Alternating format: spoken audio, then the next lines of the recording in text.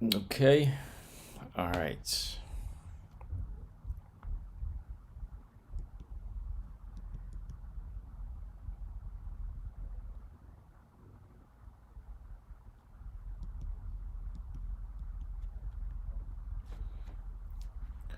All right. Back with another live stream.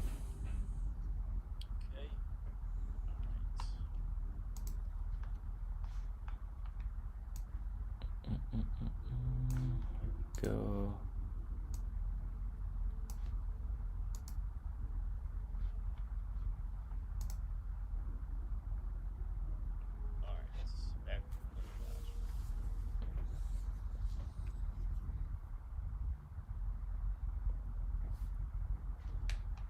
All right. Get this thing going. So yeah, main topic, man. I'm gonna talk the return of Nina Ansaroff against Mackenzie Dern, April 10th. It's going down. I ain't gonna be on here too long tonight. Maybe like 45 minutes to an hour. Yeah, maybe about an hour. I'll be on here. So to get let the stream get going.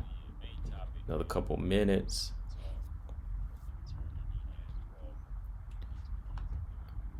And then I just want to know from some of y'all, what are some of y'all's likes and dislikes in the world of WMMA right now?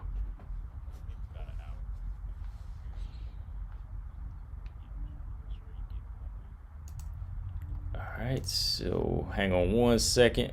Get this thing started. Be right back.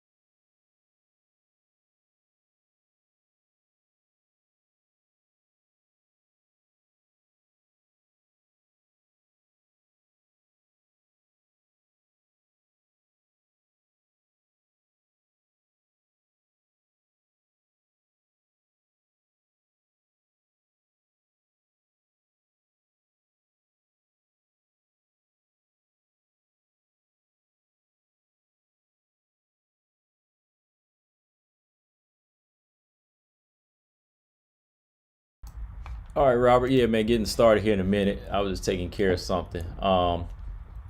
Yeah, man. So that's the topics, y'all. That's the topic, Robert. Nina versus Mackenzie Dern, and what are some of your likes and dislikes that's going on in WMMA right now? You know, that's the topic. So just kind of think on that, and we'll get started here in a minute. 1 second. Yeah, man. So that's the topics, y'all.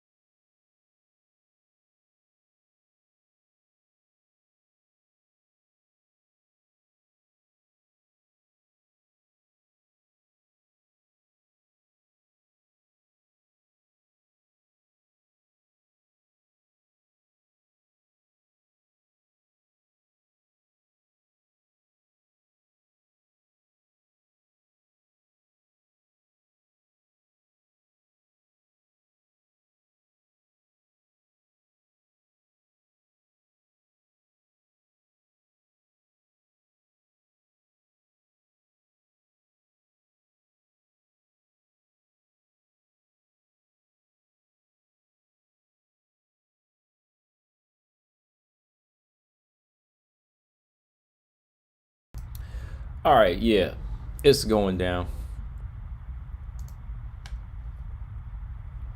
Here we go. All right, what's going on, y'all? Welcome back to another CB99 live stream. Combo Breaker 99 in the house. Got Robert Henry in here. You know, sometimes I think they be holding my notifications back because I can see, I know how they go out. I'm really looking at it, and I see that sometimes they're not coming through. So it's crazy, man. But yeah, man. Like I said, topics today, man. Try not to be on here, but maybe till like 8:15 or 8:30, maybe.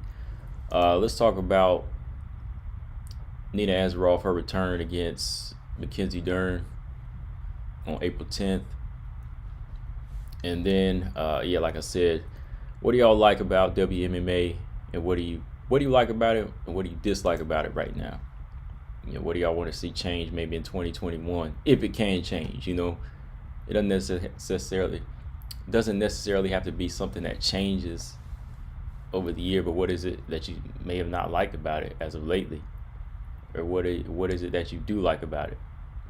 I mean, I can think of a few things that I do appreciate about the sport versus other things that go on in other sports right now.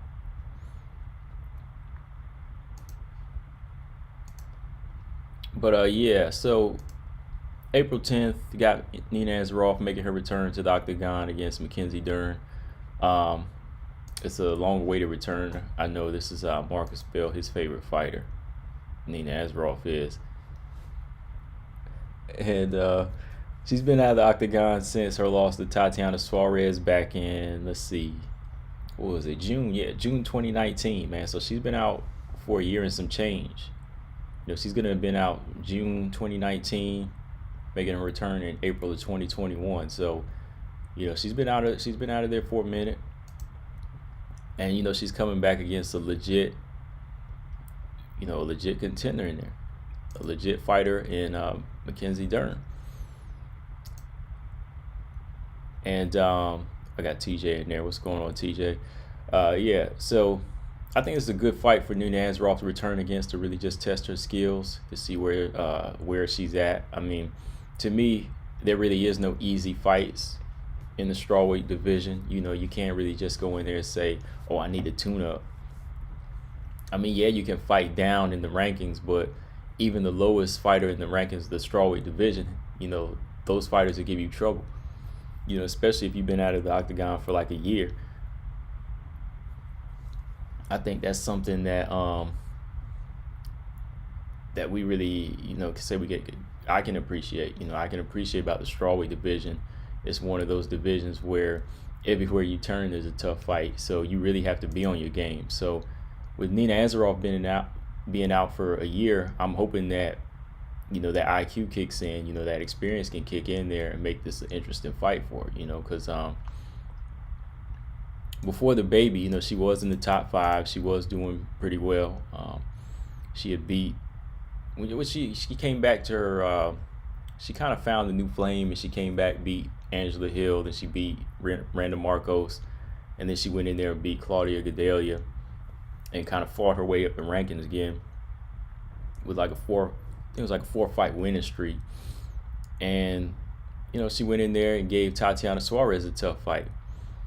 She gave Tatiana a pretty solid fight. I know that Tatiana had some things going on in that fight, but at the same time, that just shows you how strong Nina was in there. She didn't just get blasted out like Alexa Grasso and Carla Esparza. She really showcased that she had skill and strength in that fight. So going into this fight with Mackenzie Dern, I know that Mackenzie Dern is going to be in for, honestly, she's going to be in for all types of trouble here. Not saying that Nina's going to win right off top, but I just feel like this is going to be a showing of Mackenzie Dern having to really come out of that box, man. She's really going to have to showcase some new strengths here. You really got to go in there and utilize everything. I know she's been working on the striking. Like I said, Mackenzie Dern, her striking is not the best yet. She's still getting the basics down. But after that Verna Jandiroba fight, man, I was like, yo, Verna was really in there working. She was really in there piecing her up. You know what I mean? So Mackenzie Dern, yeah, she's got her hands full in this fight. And I'll ask y'all in the chat, but this is how I'm feeling about this fight. I feel even with Nina Ansaroff, her year and some change layoff, I still feel like she's in a better position than Mackenzie Dern to win in this fight. I don't know if y'all feel the same way, but that's how I feel. I feel like Mackenzie Dern, even though she's been the more active fighter here, I still think that she's going to have more trouble than Nina is. I think Nina's going to kind of just fall into place, and it's just going to come back to her. I think her experience is going to carry her through this fight. That's just an early look at it, but that's how I feel right now. I feel like even with the layoff, Nina is going to come in there, and she won't be in as much trouble as Mackenzie will against Nina. Because after looking at the performance against Verna Jandiroba, there was just so many things that Mackenzie Dern was still doing wrong. Her foot placement. I like how she was cutting the octagon off. I like how she was throwing hard jabs, but there was still something about Mackenzie Dern, her defense. Like, she still wasn't getting the timing down. She still is not moving her head. She's still not slipping punches, right? And just, all around not really being able to utilize good wrestling to get her takedowns. Like, she kind of abandoned it. She kind of abandoned her grappling in the fight with Verna Jandiroba. It was almost like she wanted to showcase the striking too much. Let me check the chat here real quick. TJ said he hoped Nina wins. Not a Nina fan at all, but I'm even less of a Dern fan. Robert Henry said Mackenzie Dern needs a lot of work before that Nina fight. Yeah, she does, man. I mean, and this is right around the corner. So, yeah, this is going to be a tough fight.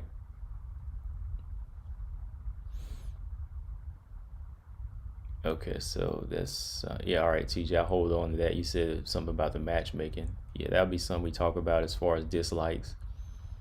Robert said she's been out the same amount of time that Tatiana has, but didn't suffer positioning for it. UFC politics never fail. Yeah, she didn't really suffer any. Yeah, I know what you mean. Which, yeah, maybe she should have dropped because of inactivity, but I know that Tatiana is out of the ranking now because of, I think, what is it? It is because of some medical reasons. Maybe she was asked to if she could be removed from it for the moment. When she's cleared to fight again, I hope she can pop back in there somewhere in that top 5 position, though. I wonder if they would go as far to do that. So Nina trains with Amanda Nunes. She'll be all right. I got 50 on Nina, and I'm sure to collect In 2021, I'm trying to live solely by making best to be. Yeah, that money's gonna come in handy, right? Yeah, but let's look back at their records here. As far as just the experience too, there's just so many levels that I feel like Nina Ansaroff has above Mackenzie Dern where she can safely come into this fight. Like, no, she can't come in there overconfident because you never know how your body feels, your legs feel. Hopefully, like I said, she falls into the mix, but you never know if she's gonna feel some of the octagon rust.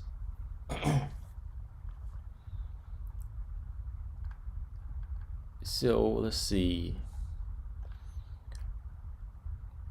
Last fight for Nina Ansaroff, June 8th, 2019, was Tatiana Suarez, which was a loss, like I said. And before that, she had fought in 2018, beat Claudia Gadelia, beat Randa Marcos, beat Angela Hill, and beat Jocelyn Lineberger.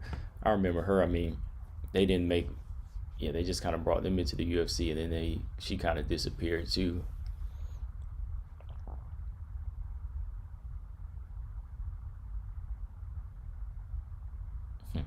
Fix that. Okay. So just looking at her resume, I mean, she has some solid wins and some good experience there. A common opponent in Randa Marcos with Mackenzie Dern. And let's see, Mackenzie Dern on a 3-fight winning streak. Let's see, controversial win, questionable win over Virna Jandiroba, in my opinion. I know that third round was a round where it could have gone either way depending on what you were looking at, but I thought Virna landed the better punches, in my opinion. I thought Virna did win that fight. And before that, she submitted Randa Marcos. Before that, she submitted Hannah Cifers. And then October of 2019, before that, she had faced a loss to Amanda Ribas. So that tells you something right there. Like, if you look at the quality of wins and what Mackenzie Dern has in her last 3 fights, and then you look at that loss against Amanda Ribas, that can kind of spell out what might happen in the Nina Ansaroff fight. That can kind of tell you that she can go in there and beat the easy fighters, almost easy fighters, because to me she was still given a gift against Virna Jandiroba. But she lost against a fighter with higher skill set. Very, very good skill set in Amanda Ribas. Unanimous decision, 3 rounds to none, in my opinion. So we can kind of go off resume in this one. Like, that's why I tell people, sometimes you can just use an eye test on certain fighters, but sometimes you actually have to use, sometimes you can use the resume. It really depends when you can use the resume and when you can use the eye test. Here, I think we can use the resume safely. I don't know if y'all agree with me on that, but I think that in this one, we can definitely look at Nina Ansaroff's resume and the quality of opponents she's faced and say Nina Ansaroff definitely has the upper hand, even with the year and some change layoff.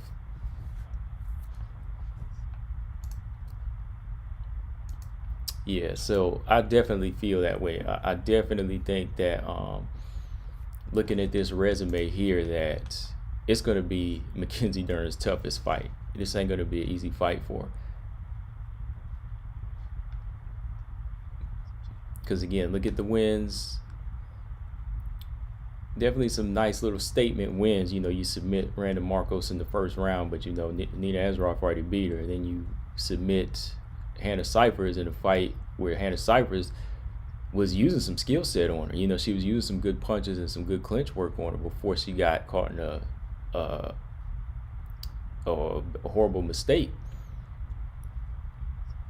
And then you had Virna Jandiroba, like I said, who I had winning against Mackenzie Dern. So all of these wins leading up to a Nina Ansaroff fight are just spelling tough fight where Nina Ansaroff might come in there and just outclass her. That's how I feel. That's my honest opinion. I don't think it'll really change up until it's not really going to change in April, because that fight's coming up now, and all I think Mackenzie Dern can really hope for is that the Mackenzie Dern of old doesn't show up, and she could just hope she has the octagon rust and she can kind of capitalize. But I don't think so. And again, I'm looking at the resume of Nina Ansaroff, man. I just say, okay, look at the opponent she's beat and how she's beat them, and how she's been able to stay on her feet.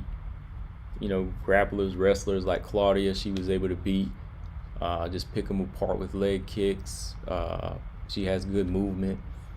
And then you got a fighter like Tatiana Suarez, used strength in that fight, but it still didn't go the way everybody felt. Like, everybody thought that Tatiana Suarez would blow out Nina Ansaroff, but it didn't happen that way. Because Nina Ansaroff still has good takedown defense. And, working with a girlfriend, Amanda Nunes, working with a partner, Amanda Nunes, and being an ATT, that's a solid gem to really work on that takedown defense. So let's go over here to the chat real quick. Let's see. Zazakita. Let's see. Robert said, I feel that Dern needs to win early. If not, then I guess you mean win rounds early. She needs to win rounds early. If not, then Nina should beat her. It seems that Nina may start off first, may start slow at first, but the longer this fight may go, may spell doom for Mackenzie Dern. I know I don't need glasses yet. Shit.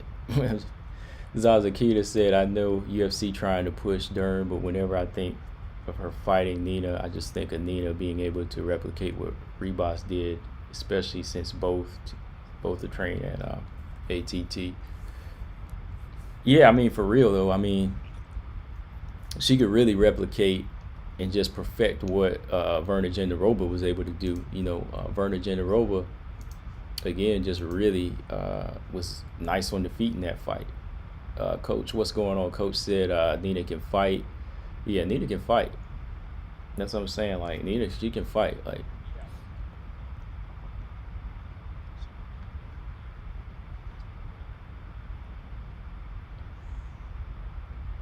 was it just me, or did Jillian seem so weak compared to Santos? No, it wasn't just you. Yeah, she was weak. She looked very, I don't mean like there was something wrong with her in the fight. No, I just mean that some weakness was exposed in her. Yeah, Jillian Robertson definitely showed weakness in that fight. She definitely showcased that her physical strength isn't really there. Her ability to fight on the inside is not there. The core was not really there. So I think that's just something that's always been there. And somebody like Tyler Santos just really exposed that night. Yeah, so I think that's just something she's always had.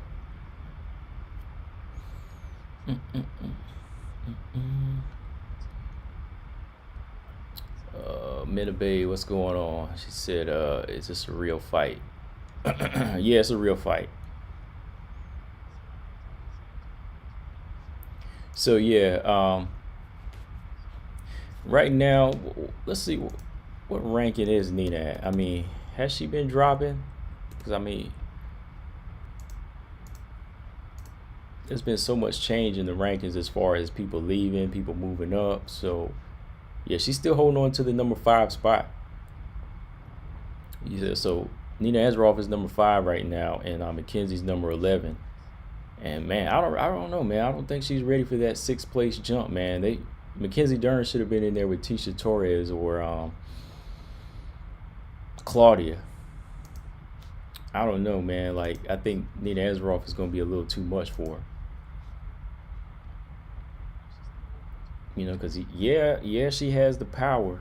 Yeah, she's got some power, but I don't see her bringing anything too crazy to the table or too off the wall that Nina Ansaroff can adapt to. I just think Nina Ansaroff has seen a lot of different styles now. You look at her resume, man, she's fought a lot of different styles. And I don't really think Mackenzie Dern is going to bring something too difficult, man, that she can't overcome.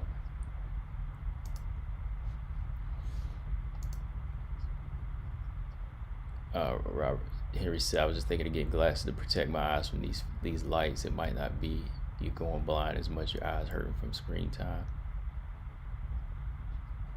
Yeah, I mean, yeah, I can see fine. I was just sometimes words run together, man, because I look at tiny imprints all day long, so that happens. I'm looking at stuff on computers like 14, 16-hour days, and then I'm looking at labels and stuff like that with small imprints all freaking day, so maybe I just need the computer glasses.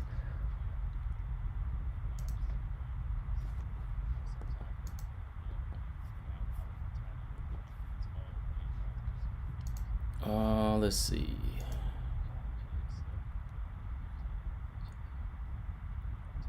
Minna said Jillian said I couldn't do anything to her coach or corner afterwards.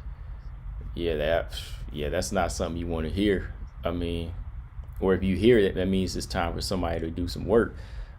TJ said Dern don't want any parts of Claudia.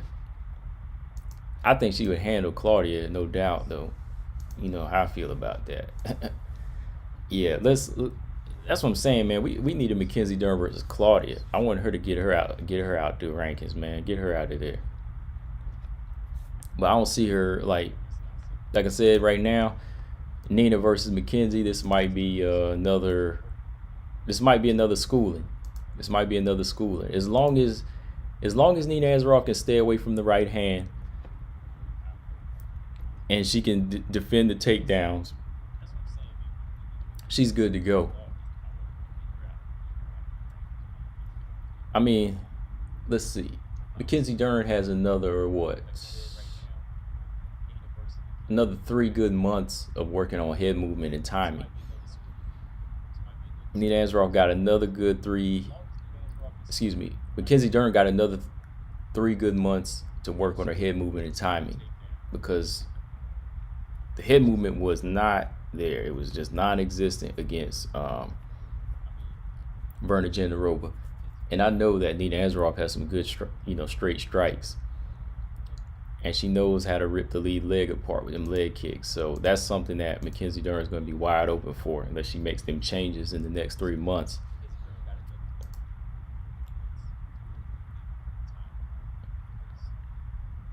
TJ said Claudia beats your favorite fighter. Joanna?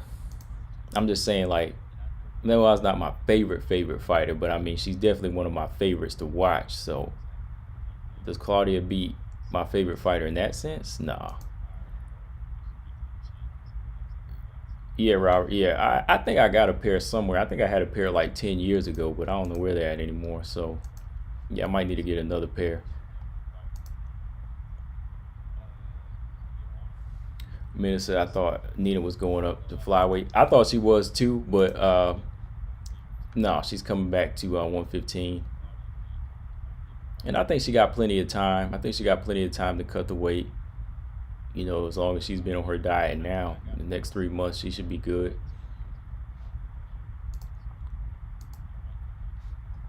That's probably why she stayed in the rankings too, Robert. Like, they probably didn't try to, she was probably trying to decide. But, she said, okay, I'm going to just stay at strawweight. I'm already number 5, so I'm going to just stay there.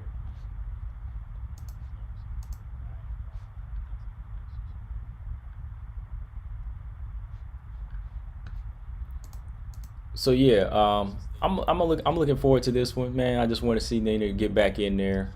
I want to see the top 5 in the strawweight division start performing now. Let's see, the top 5 we got is Nina Ansaroff, number 5, number 4, Carla. So Carla's gonna be fighting Wei Lee probably, right? And then number 3 we got Yan. Number 2 is Joanna. then Rose is number one. So yeah, I'm just ready for to see some fights in 2021 for real, man. Still, I wanted to see Mackenzie get in there and beat Claudia. I'm gonna just say that one more time before I jump to the next one. But yeah, let me know in the comment section how y'all think the fight's gonna go, Nina or Mackenzie. Who do you got? So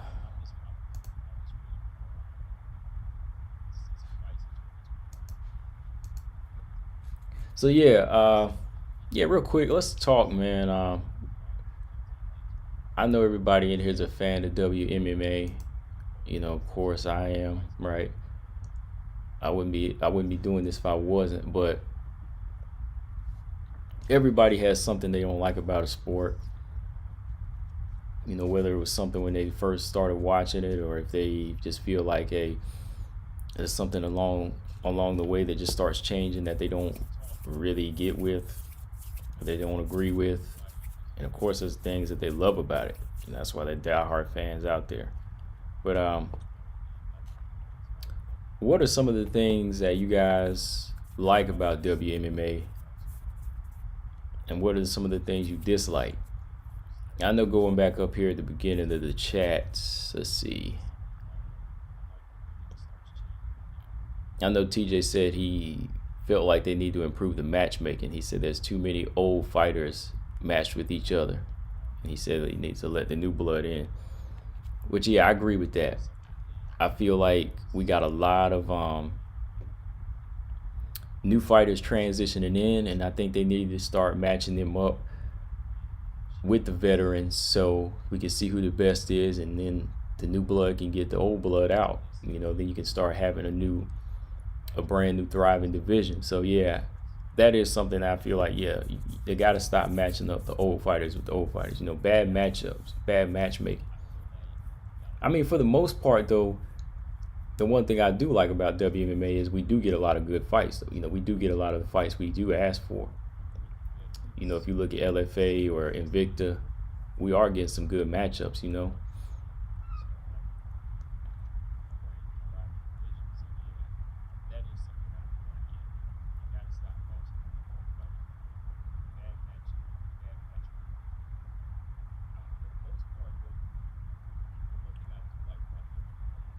Not all the times. I mean, man said the old fighters beat the new ones. I wouldn't say like too. I wouldn't say too many older fighters. I mean, every now and then. I mean, we think of Roxanne beating Macy and like Antonina. Yeah, you could say that. The old fighters have beat the new ones, but I think they just need to really start mixing it up a little bit more. Like, I think that's why the bantamweight division is just so, you know, so flat right now.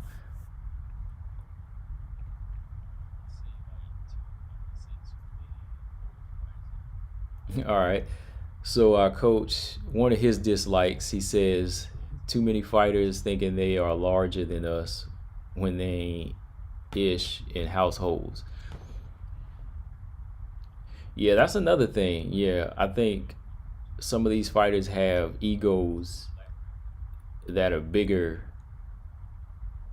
that are way, way bigger than them. You know, egos too big for them. You know, they shouldn't even be feeling that way. I think a lot of these fighters, there's some fighters, you know, there are a good majority of fighters that know their place and they're still pretty humble, but you know, there are a lot of fighters out there that feel they are bigger than they are just because they have a big Instagram following. They think that they're a household name, but like some of these fighters with like 50,000, 20,000 Instagram followers, that doesn't necessarily mean you're going to have those people show up to support you. You know, I mean, that's why we still don't have too many women fights on a UFC card, you know, or like a Bellator card. We have straight men Bellator cards, you know, no women on there. So they aren't as big as they think they are.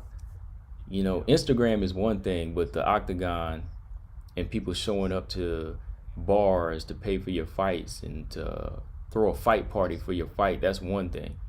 You know, people will hit like all day on your Instagram, but will they actually put a fight party together for like a Claudia Gadelia fight or like a Valentina fight, will men get together and actually do that? They still don't understand the line there that they have to break across.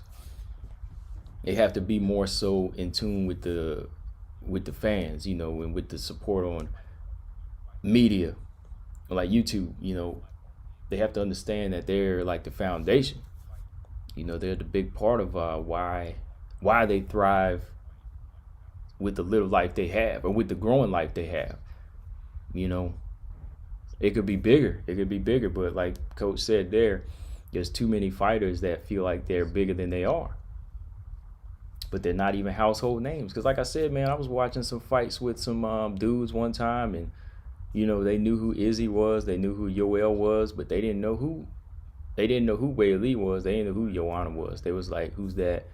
Who's the white girl fighting there, and who's the Chinese girl? That's how they were referring it to.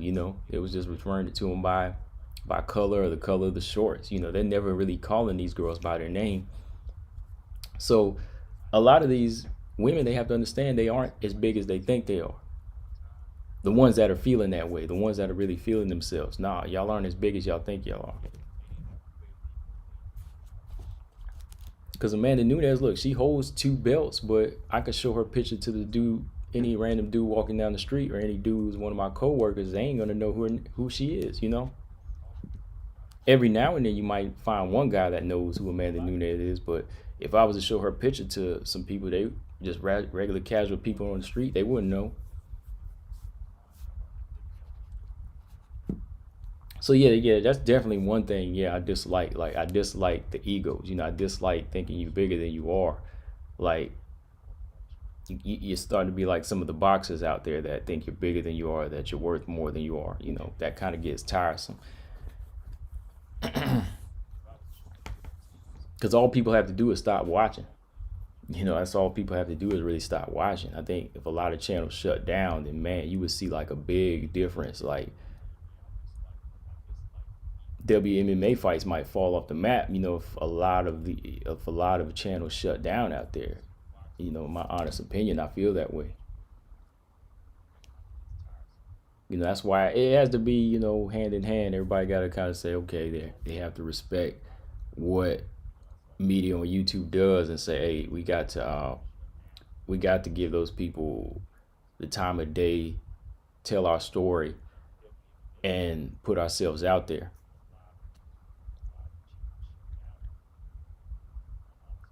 The teacher said they don't match up enough young fighters with veterans, man. Yeah, yeah. Bantamweights. That's what I'm talking about. Yeah, like the bantamweight division, you continue to match up the same thing, the same older fighters. Robert said likes WMMA championship fights tend to be more action packed than a lot of men's championship fights. Yeah, the storylines usually funnier, at least to me. WMMA are naturally more impressive. Women, yeah.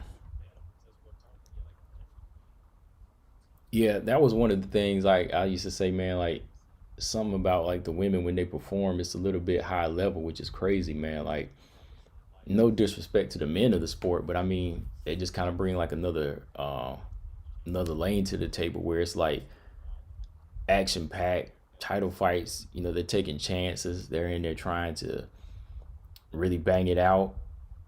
They're really in there trying to be powerful in there. You know what I mean? They really want to showcase that supremacy. Like, yo, I got this. I am the division. You know what I mean? Like that's what I'm saying. Like when Joanna was in that mode, she was the one that ran it. And then watching her train, it was like on another level too. So it goes way back, man. Even like when I first started watching the sport, fighters like Caitlin Young and Gino Carano, I was like, yo, these girls are really throwing down. Like they're taking the boring element of the sport. Because I used to think the sport was boring until I really started getting the grasp of wrestling and grappling. But when they came in there throwing hands the way they were doing it, I was like, yo, I gotta watch this. I was like, I gotta watch this sport.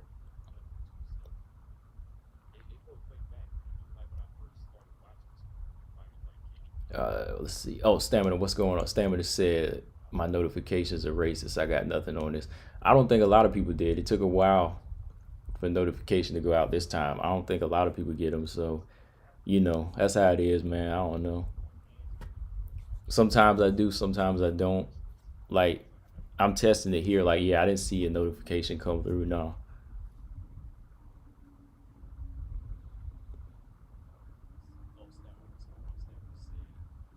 Whitley was a big deal in China before UFC. Yeah, she's a solid fighter over there. Yeah. I mean, over there, sometimes they respect their fighters over there a little bit more so than they do here.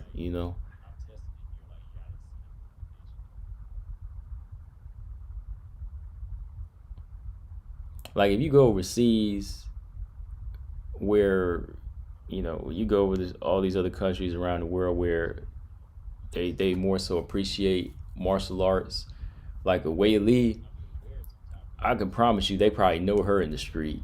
Valentina Shevchenko, you go over there, they know her in the street. You go back down to Brazil, Sao Paulo, where Buena Silva's from, Jessica Andrade, all those fighters like them, when they go down there, they're more so known. I think it also just comes down to an appreciation thing too.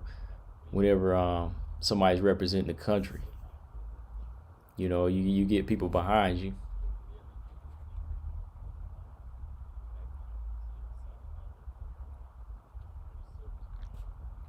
Yeah, but for me, man, like I said, with WMMA, one of the things I like about it is the excitement of the sport. I feel like the women bring another element that the men don't really bring.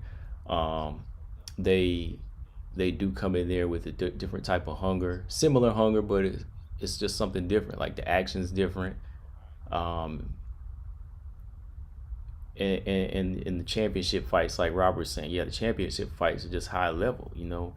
Um, every now and then you might get a slower fight, a slower paced fight, but I still feel like on edge when I'm watching these fights. And yeah, the rankings, dislikes, yeah, the rankings, dislikes, that's definitely something I dislike, man. I feel like you still have fighters in the flyweight division that aren't falling out of the top 10 the way they should, but then you got fighters who lose one fight and they get knocked out of the rankings. Um, and yeah, like I said, the ego thing, fighters feeling like they're bigger than they are when they're not really that big. Uh, Let me think. What is it? Something else I was going to say too. I dislike about the sport. Um, I guess it just say like the promotion of it too. Like I feel like it's not pushed as hard, and it might be because of those earlier reasons. But I guess the fact that you don't put too many on a they don't put enough women's fights on a card sometimes. Sometimes you'll get three on a card. Sometimes you get one fight. Some nights you won't get any at all. And the way, it's going right now with the COVID, you might get one women's fight on there, but it winds up getting canceled.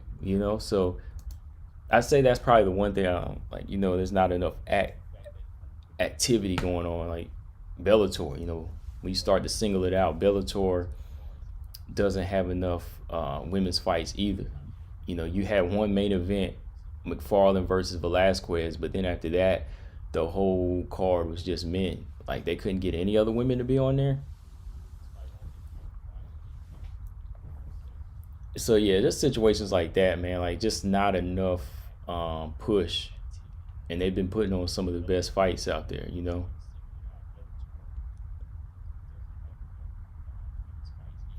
TJ said I spent the past few days watching everything I could on Leanna Joju, very interesting interviews.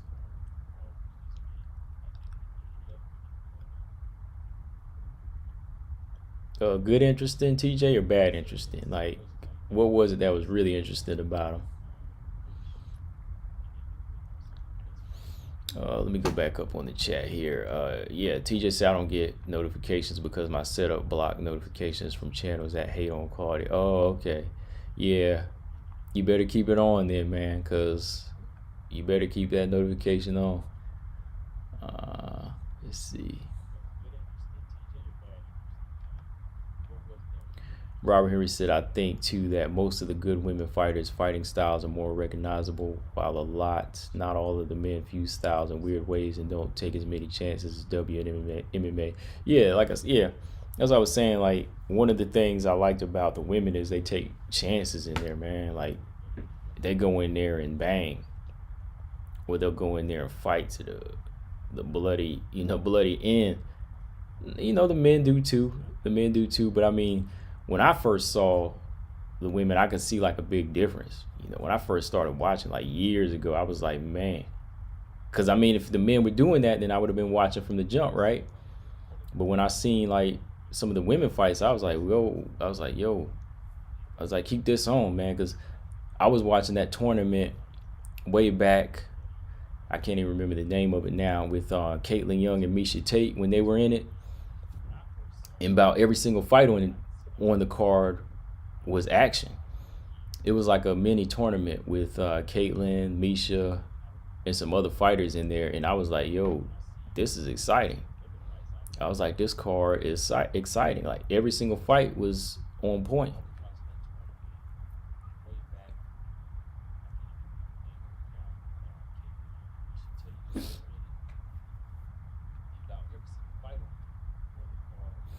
Stammer said there are more women's fights on cards than at any previous point in history. Whatever you think of it now, it's never been better than it presently is. The UFC have definitely gone up in gear. Well, I'm not just talking about the UFC. I mean like Bellator wise too.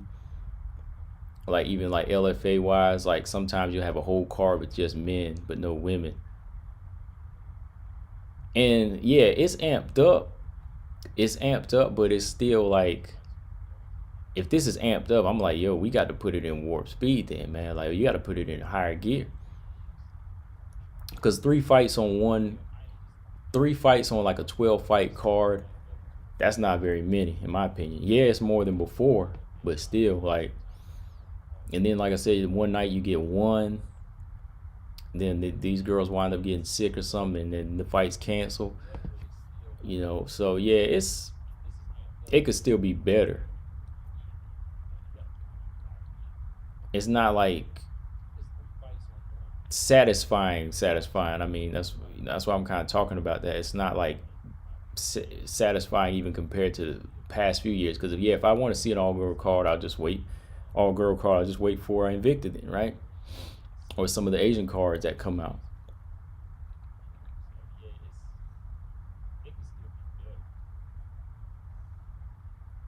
Especially when you talk Bellator, like let's subtract UFC out of it. Like let's just talk Bellator. Like got a lot of flyweights over there, a lot of featherweights, and you got a lot of debut and strawweights over there too, and atom weights. But it's not like you get a fight.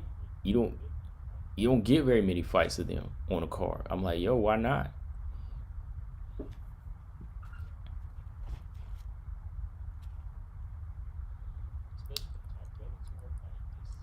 TJ said it was good, interesting. Leanna knows how far off she is from being ready for Valentina. She seems grounded. Yeah, she seems cool. Like, I know she said the thing to Miranda at the weigh-in. She said, "I'm gonna kill you" or whatever. Like that just kind of seemed out of place. That's why I was like, yo, that just seemed out of her character. So it kind of backfired on her. She was like, "I'm gonna kill you." I was like, damn, yo.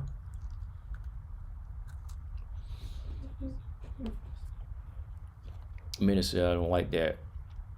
I don't like that when men have boring fights, they get booed or criticized so bad. It should be the same standard. Yeah, like, yeah, I don't ever boo. I wouldn't boo him, man. Like, just because I don't like the style, I ain't gonna boo the person. I ain't gonna call it like a boring fight. You know what I mean?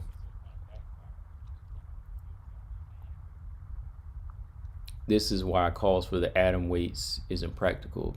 There are a finite amount of spaces on these cards. Anyone's addition will be someone else's subtraction, and all that is hella political. Yeah, I know. In Asia, they just started a micro division. I don't know if y'all heard about that. Asia got the micro division going on. It's like 97 and below, 97 pounds and below. I'm gonna have to look more into that, but yeah, I just saw that, man. I was like, yo. Genesis, what's going on?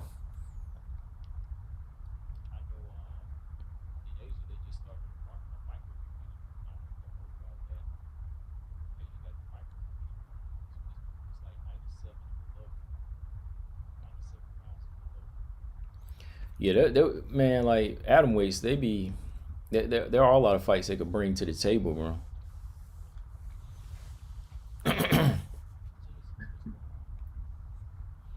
Yeah, man, like there'd be a lot of fights to bring at 105. Cause like I said, man, the other day when I was other month when I was building that atom weight division with y'all, man, we throwing names out there.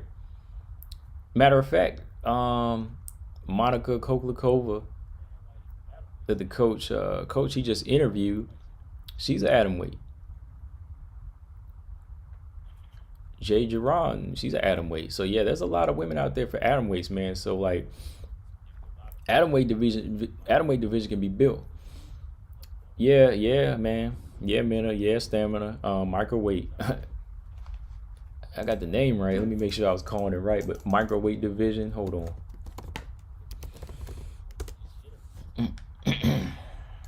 Yeah, let's see. Microweight. Uh, yeah, yeah, it's supposed to be 97 pounds and below. 97 pounds and below. I'm like, damn. People gonna be getting tossed up out of the ring, man. Octagon, man. You that tiny. Monica Hoklahova. Yeah, she's an atom weight.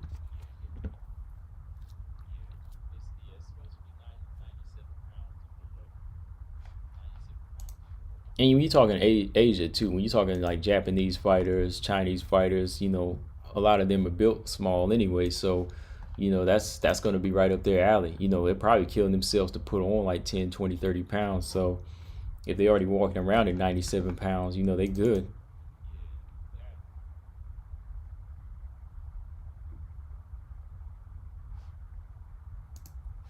I mean, atom weight to me is fine. Like, I mean, here in the U.S., if you were to do atom weight division in the in the UFC or Bellator, that's fine. Robert said microwave division. You blow up after the fight.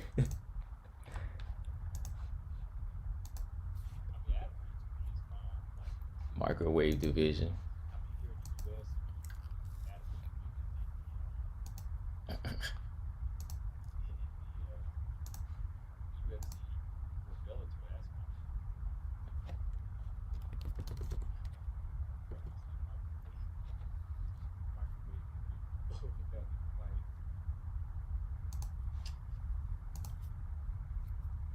You, Marcus Bell, salute. What's going on, man?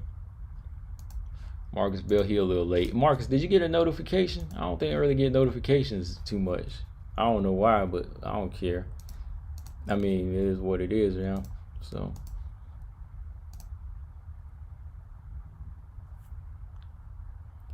yeah, Marcus, did you get a notification? Let me know. So, if y'all just came in, Genesis, Marcus, Stamina. What did you answer? I think you answered. Yeah, Stamina. Well, anyway, Genesis, Marcus. If y'all just came in, what is it you don't like? What is it you like about WMMA, and what is it you don't like about WMMA?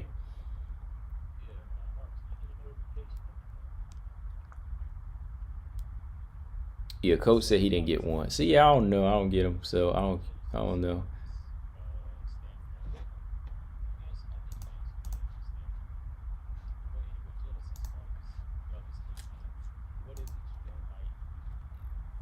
Yeah, Marcus, what is it you like about WMMA? What is it you don't like? Anything in the octagon or politics going on in the octagon, whatever.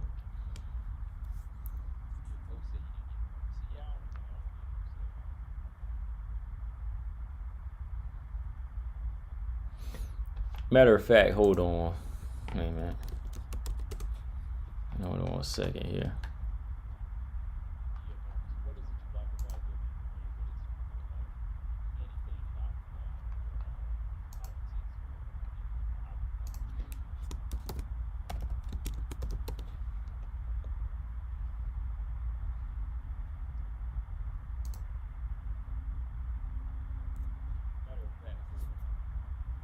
All right, Marcus said, "What I don't like about WMMA is that some of the ladies depend on one fighting style."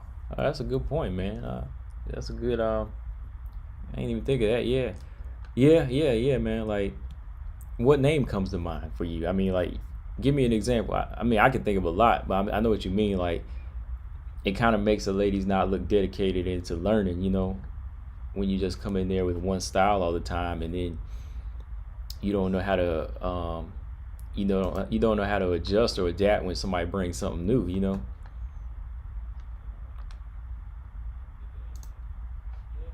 That's a good point. Yeah.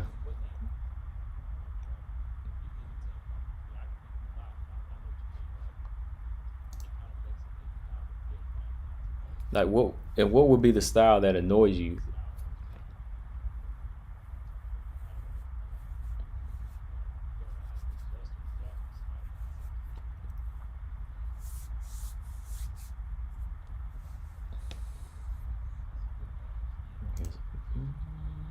Okay, there we go.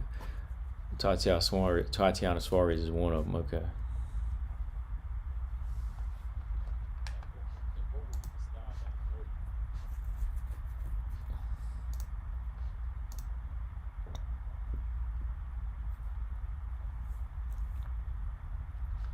Hey, Gary, what's going on? Gary said, "Hey, combo kid, we can see men's flyweight like scrambles in the microweight division."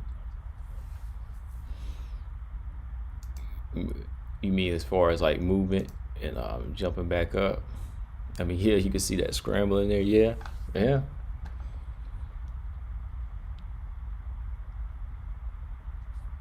Another fighter that comes to mind is Jillian Robertson. Tatiana Suarez. Okay. WMMA point one oh. WMMA 1.0 is dying. So you mean 2.0 is coming alive out of that, or what?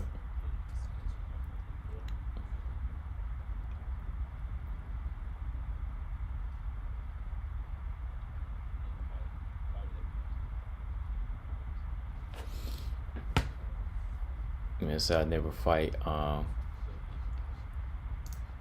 right, so hold on here.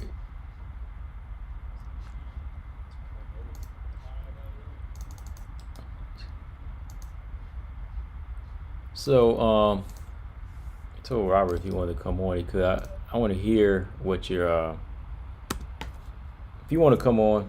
Like I said, it's usually towards the end of the half, I'll do an open link. So if you want to tell me and tell everybody what you like and don't like, feel free to do that.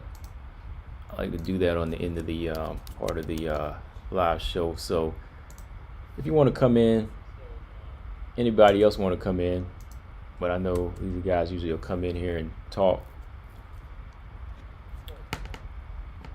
So yeah, if you want to tell me what you like about WMMA, what you don't like about WMMA, there's a link there if y'all want to come in and tell me. And yes, so there's a link right there. If you want to tell me, you want to come in, got a link open. Marcus said if you rewatch that fight when Nina fought Tatiana was getting pieced up. Yeah, I did. I watched that. I was actually referring to that fight earlier. I was thinking of that fight earlier because I was saying, man, whenever Dern gets in there, she's gonna have trouble, man. Because if she was able to do that to Tatiana Suarez, then imagine what's going to happen to Mackenzie Dern. So Mackenzie Dern's going to have to improve in the next 3 months, big time.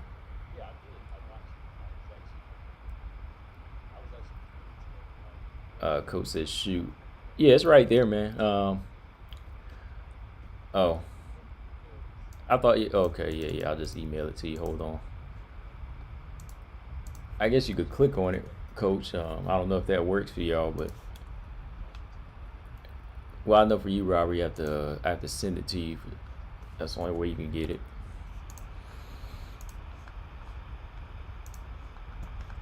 Hang on 1 second.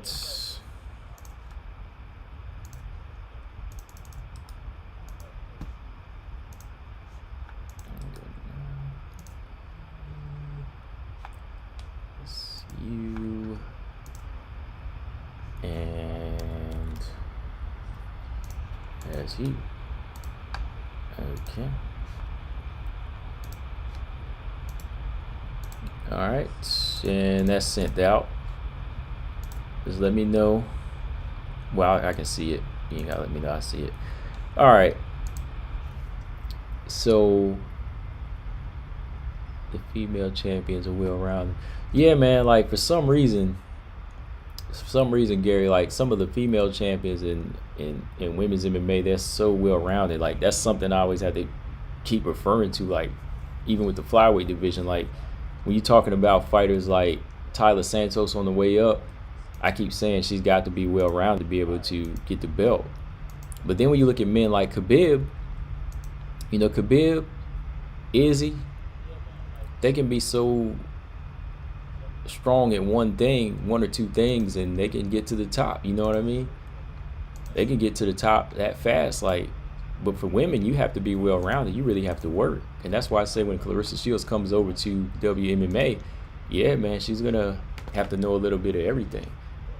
I mean, I think she could do it, but yeah, it's gonna be crazy, man. It's gonna be a lot of hard work. Yeah, man, like Nunes, got lots of tools in the tool belt. Valentina Shevchenko got a lot of tools in the tool belt. Joanna, I feel like she didn't have the same type of ground game these type of fighters had, but she had a lot going for her. She had a lot of good attributes. Speed, striking, kicks. She had a little bit of everything, man. So yeah. But when you talk, yeah, like Ronda Rousey though, man, like she wasn't well-rounded. That's why she didn't last as much.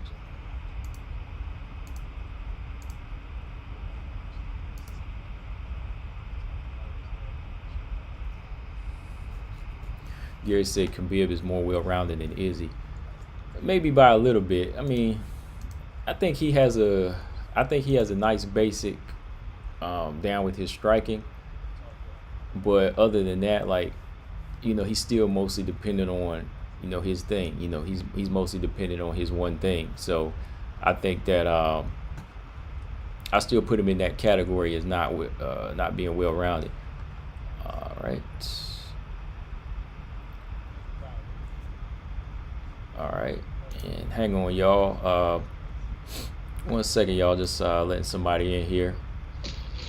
Let me make sure my volume is good. All right, y'all. I got Robert Henry on a link here in the building. What's going on, Robert? You hear me? Yes, sir. I'm good, man. I'm good. I'm just sitting here thinking about these likes and dislikes about WMMA. I got you. So real quick, man. First topic I was talking about, Nina Ansaroff and Mackenzie Dern. What's your thoughts on that fight? Let me know in the chat if y'all can hear. Yeah, I think the fight is interesting, but I feel that, like I said, the longer the fight goes, the less chance I think of Mackenzie Dern of winning. I think the only way Mackenzie Dern can win this fight, based on what I've seen so far, is Nina got to make a mistake, man. Nina got to come in there sluggish and just, inadvertently, get caught on the ground, or inadvertently stick a leg out an odd way, or try to take the fight to the ground unnecessarily or too early. That's about the only way I see Mackenzie Dern winning this fight.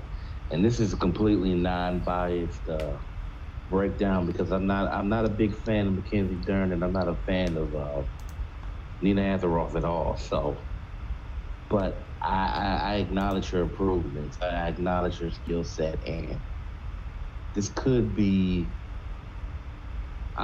It's hard to say that this is Mackenzie Dern's biggest test because I mean she got beat up pretty good, even though she hung in there against Amanda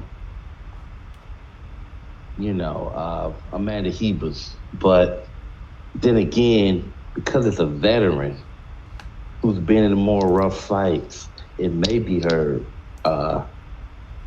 toughest fight. And you never know. I mean, sometimes strikers are different. She may get her out of there where he was, wasn't able to, or maybe she wasn't really comfortable with taking that risk. I don't know, but I think if the fight went longer, she probably would have got. I'm confident she would have got Mackenzie Dern out of there. That Hebus would, but at the end of the day, I'm still going with Nina, man. Okay. Do you think that the layoff is going to play into factor in any way in this fight, or do you think that her skill set is just too high for Dern? I think it may. I'm gonna give it maybe. There's a good percentage. The problem with layoffs, man, is that it's always 50-50, especially when a fighter has never really been out long, right? Some fighters, that's all the data shows. Some fighters are affected by it, and some are not. And then some fighters, depending on their age, it may catch up to them, and it also may depend on injury. But I can't really think of a lot of examples. And well, in MMA, I know that Dominic Cruz, he didn't do so well. He didn't look so well in that fight against Henry Cejudo. Mm-hmm. I think he was a little sluggish, but then again, Cejudo was a hard person to fight coming back anyway. And I think it was a style matchup too that factor in. But I know, for example, this like when Mayweather fought what was the guy? Mosley, right? Shane Mosley, yeah. You could tell that even though that wasn't his first fight back, I felt like the level of competition, I felt like Mosley was able, I'm not taking away credit for what he did, but I don't think he was not back to the Floyd Mayweather that people knew yet. I think that hit brought him back to life, and that little bit of struggle. He had a 2-year layoff, and I think that 2-year layoff did affect him. And I think his competition previously, this is weird because I'm talking about stretch over 2 fights in a different sport, but you feel me? Yeah, definitely. He was so much faster and superior and bigger than Marquez that it wasn't a hard fight. He didn't have to be on his best. Even though he may have been excellent that night, he was dominating that. He was playing around, but he couldn't play around with Mosley. And, so anyway, it could affect her. I'm going to say that. That's all I can say. It could affect her, but I still see her winning the fight. Mm-hmm. Now, something I was talking about earlier that I usually use with fighters is an eye test, or I use a resume test. Now, looking at her resume and the fighters that Nina has fought, I think that's another way to actually look at it and say, yeah, Nina can beat her off just looking at the past opponents. What do you think, man? When you see her, how she beat Claudia, Randa, Angela Hill, some of these fighters she just was able to just kind of neutralize, even how she neutralized Tatiana Suarez at times. I think it's kind of safe to say you can just look at those opponents and factor that into a Mackenzie Dern fight. What about you? I agree. I say to a degree you have to factor in the resume. And all of those fighters, well, I don't say all of those fighters, but for the most part, have quite exceptional striking. I mean, good striking. Claudia's striking is not great, but it is good in spots. And she does have power. And I know one thing, people talking about Mackenzie Dern's power. Well, again, I don't know how effective her power will be against Nina Ansaroff. I'm not so sure about that, but she's fought powerful strikers. She's fought faster strikers. So yeah, I agree. I think looking at that, if I had to bet on it, I would say based on her competition, she should be able to handle Mackenzie Dern. Okay. All right. Now I've just had Coach Shelton Harrison come in the building. Same question, Coach. First off, thanks for coming on, man. But same question, man. How do you think this fight's going to go, Nina versus Mackenzie Dern?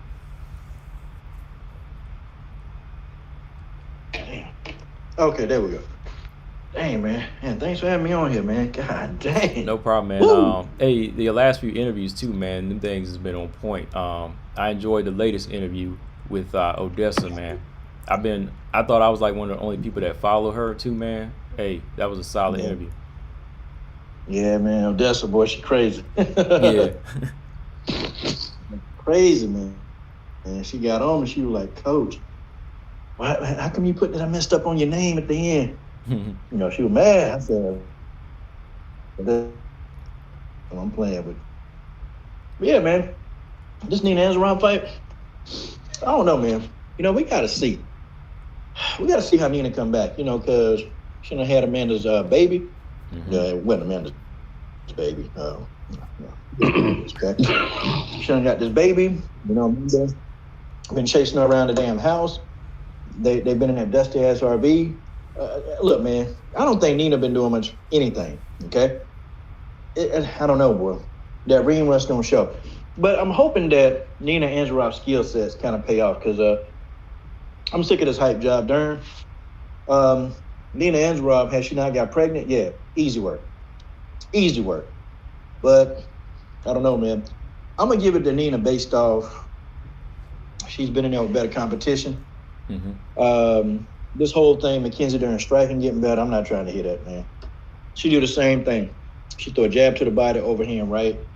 And even Jason Perillo, you know, he was telling, he said, hey, listen, Mackenzie, you're closing your damn eyes, okay? Listen, Mackenzie, okay? Throw the jab. Just throw the damn jab, you know? Like he was telling her, she wouldn't do it, man. So I don't know, man. I don't know. But I think if she fight how she fought Verna Jane Jadrova, and she fought that against Nina, yeah, she definitely losing. So I got Nina Ansaroff. Hey, yeah, that's a good point you brought up too, man. I'm like, the eyes, man. Like, why she keep closing her eyes? Like, you being a coach, like, what type of habit?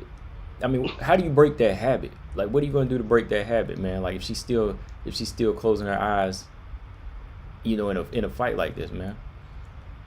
Mackenzie need a straight box, man. Like legit box. And get used to seeing punches coming. Because when you close your eyes, yeah, it's good. You throw your punch, but damn, you ain't gonna see the counter coming. You know, you can't see. She got a box. I'm talking about get in there and box all the time. So she get used to that. And you know, he told her, Jason was telling her, but you know, she wasn't listening. You know. Yeah, I agree with Coach. She gonna close her eyes and then never open them up again. And look, he's about to slap her. You know how he used to do Chris? Jason was mad. Yeah. He was in the corner, mad as hell. He mad. She went. Well, still remember. So, hold on. No, you good. God, piece of damn lettuce. That dog Robert Henry, lettuce. Besides, healthy food trying to kill you. I know, right? But yeah, man, it's that little thing right there. You know, that's really killing her. So I think Nina gonna piece her ass up, man. I mean, honestly, and you know, Nina can operate on the ground. Now my thing with Nina, I'm wondering about her takedown defense, because hell, top down Suarez has some success, but you know, Mackenzie Dern, she not the wrestler that Tatiana is, so we'll see. You know, we'll see. We'll see what happens. Yeah. I don't know. We got to see if that baby weight, you know, I don't know, Amanda, I don't know, might chase her into the gym. I mean, hell, I don't know. But damn, it's going to be funny. It's going to be funny as hell. Yeah, man, like, I agree with you, man, even like on the striking. Like I said, I was giving props to Mackenzie for taking the initiative to say, you know, I need to do this, but as far as saying like she's this top-notch striker or she got a solid jab, like yeah, the straight jab look good, but her basics is still not on point in my opinion. Like, I mean, it still seems like she's having a hard time getting it, but that eye closing thing, man, yeah, that's going to be her downfall, man, especially in there with Nina. You know, Nina don't play with them kicks to the body and to the legs too, so I don't think that's something, you know, you can go in there and close your eyes. I mean, you close your eyes in this fight, they're going to stay closed. You know, they're going to stay closed if you get caught. So that's all I have to say on that one, man. But going back to the last part, man, Robert Henry, I'm going to start with you. I know you were thinking about this, but what are some of your likes, man, and dislikes that's going on with WMMA? Not even just now, but like just some of the things you've noticed since you've been watching. Well, like I said, for some reason, the stories, when you get them in WMMA, they're more compelling. Matter of fact, they're even sold that way to be more compelling. And I think it's because the UFC has an insecurity with women fighters in promoting it, because they see the value. They see that at times it can peak at levels higher than the men, but they're insecure about it. So that causes them to put more behind it at times. So that's one good thing, that I like the storyline. I even like the build-ups and the work that the UFC does. Not just the UFC, but just highlighting them in particular. So that's one like. Another like is, you know, I don't know, is it because they're women? They tend to be a little bit more expressive.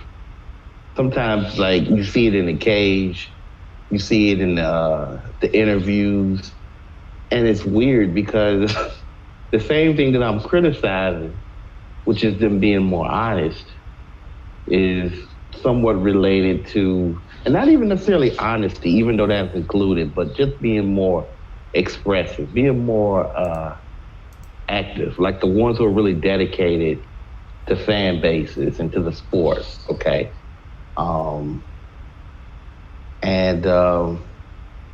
Because the fighters tend to, I'll mention one more like before I go to some dislikes. The championship fights tend to be more memorable. Like, they tend to outdo, I mean, all the ones that I've seen, not all the ones, but most of them. I mean, you got the Rose fight, especially the second fight against Joanna. You got the Weili Zhang fight against Bojangles. Then you had the Amanda Nunes fight against Cyborg. Yeah, it only lasted like 40-something seconds, but it was exciting for the whole fight.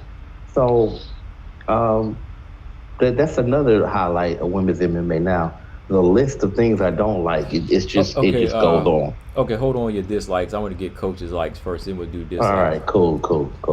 Coach, what's your likes about WMMA? Dog, Robert here. Boy, he about to get started, boy.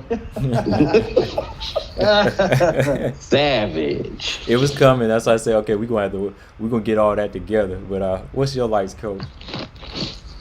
I like the matchups, man. We get the fights we want to see in a timely fashion when we want to see them. Okay. Now we get that kill host fight for the belt. That'll prove my point. 2, the women don't tend to duck each other. They pretty much go and they fight. And Antonina didn't duck anybody. So all you Antonina haters, I done already proved that. And I'm going to put the nail in the coffin for you Antonina haters. You just better believe that. You listen, hey, y'all look at this damn screen. Okay? Also, too, what I do like is that the women's fighters, they have a bit more of a personality. Their stories are really, they got good stories, their backgrounds. And they tend to elaborate more on their food. So you get a feel for who they are, okay? You get a good feel for who they are. And half of them, the ones that you do get to talk to, they rock with you. Like, seriously. Like, they don't just do an interview with you. Most of the ones you talk to, now some now, they act like they're God's gift to men. But some of the memorable interviews that we've had, they remember that. The women fight, they remember that and they rock with you.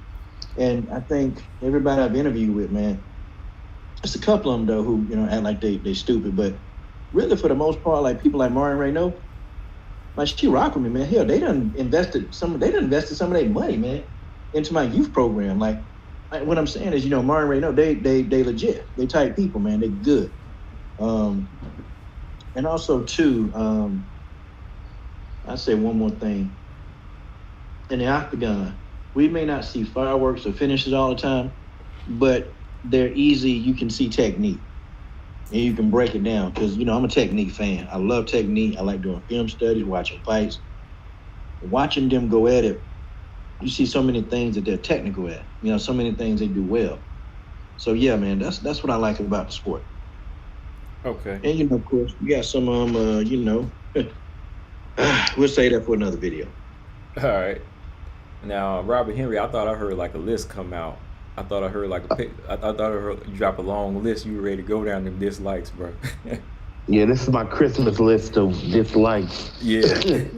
A time to okay, I'm gonna try to take my time, but be, get it all out at the same time. So number one, not enough headliners, not enough women headlining events.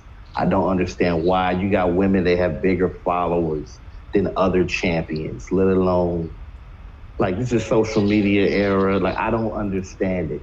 Just in general, you got people, they got better storylines a lot of times. So why aren't they pushing them enough? Not enough call outs.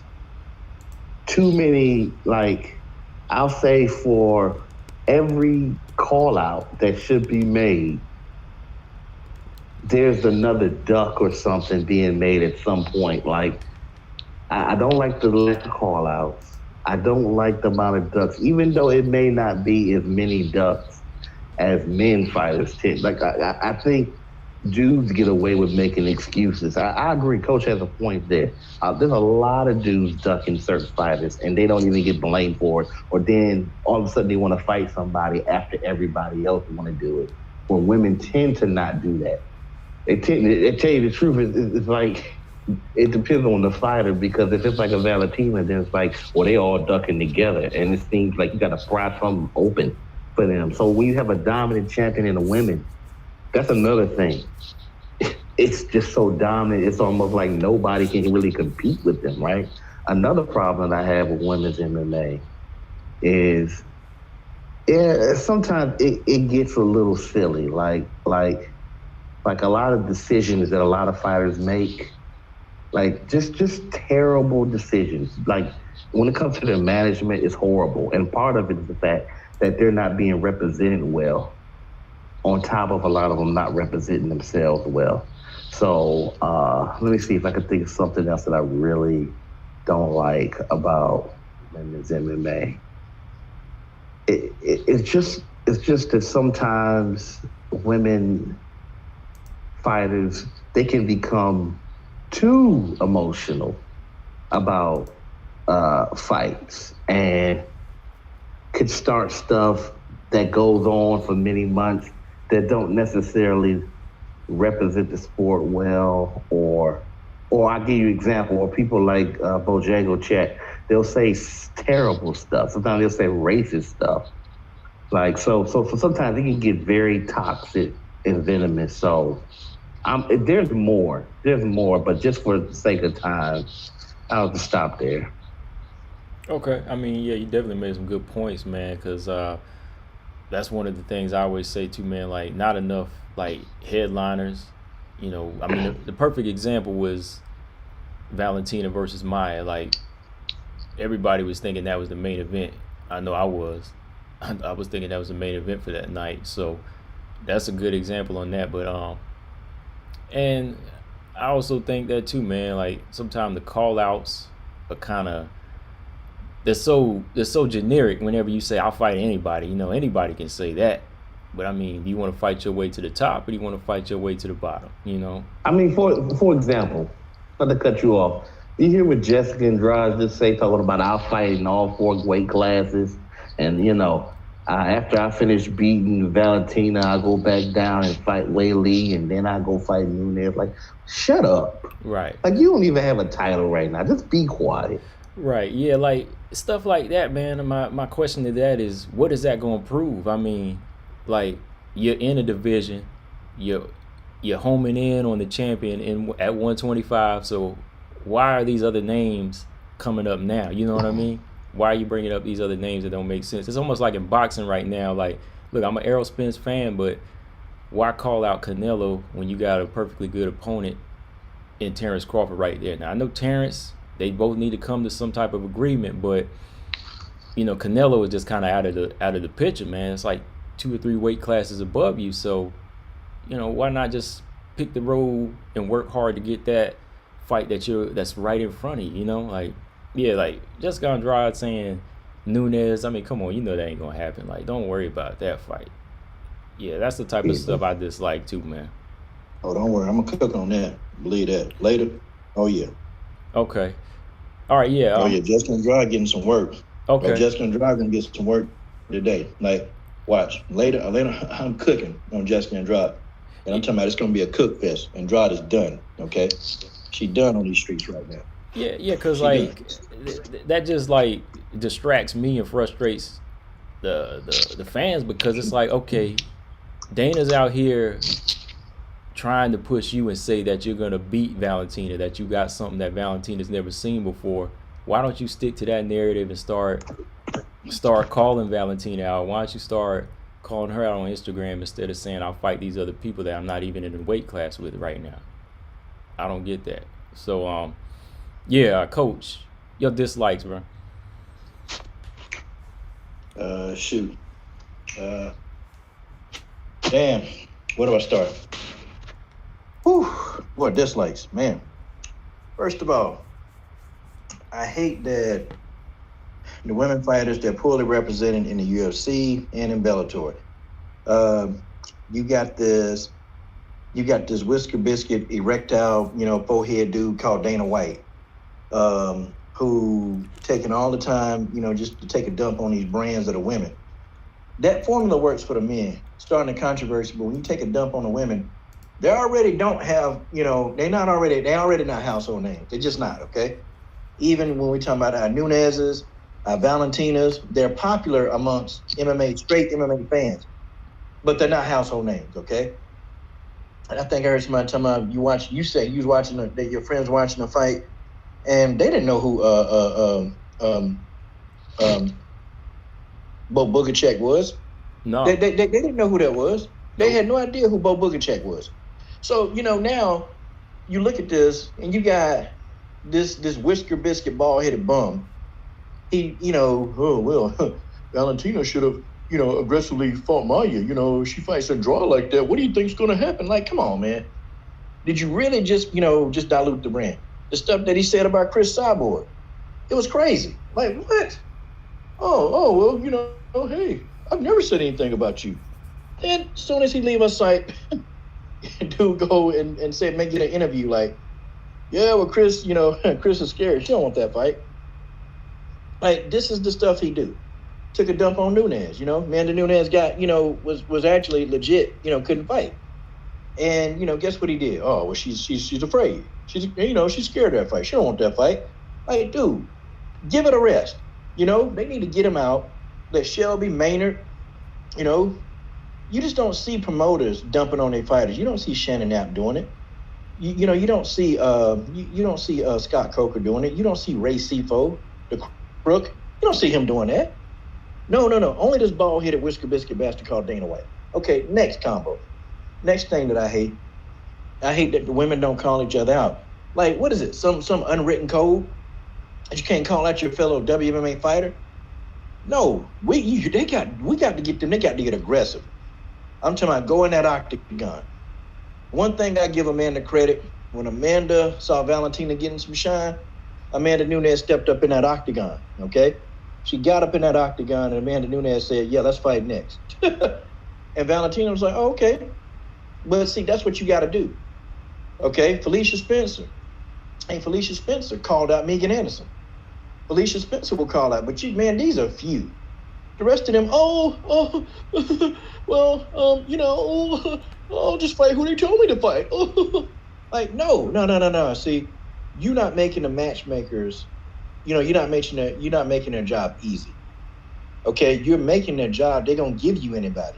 And most of the time when they just give you somebody, the fight's a good matchup, but it's not the fight that's going to help you. It's not going to help your career. Okay? It's not going to help your career. Okay? Another thing I hate the fighters' managers. These are some of the worst people. These are some of the dumbest people to walk across God's green earth. Hello? Can you hear me? Yeah, we got hear you. you.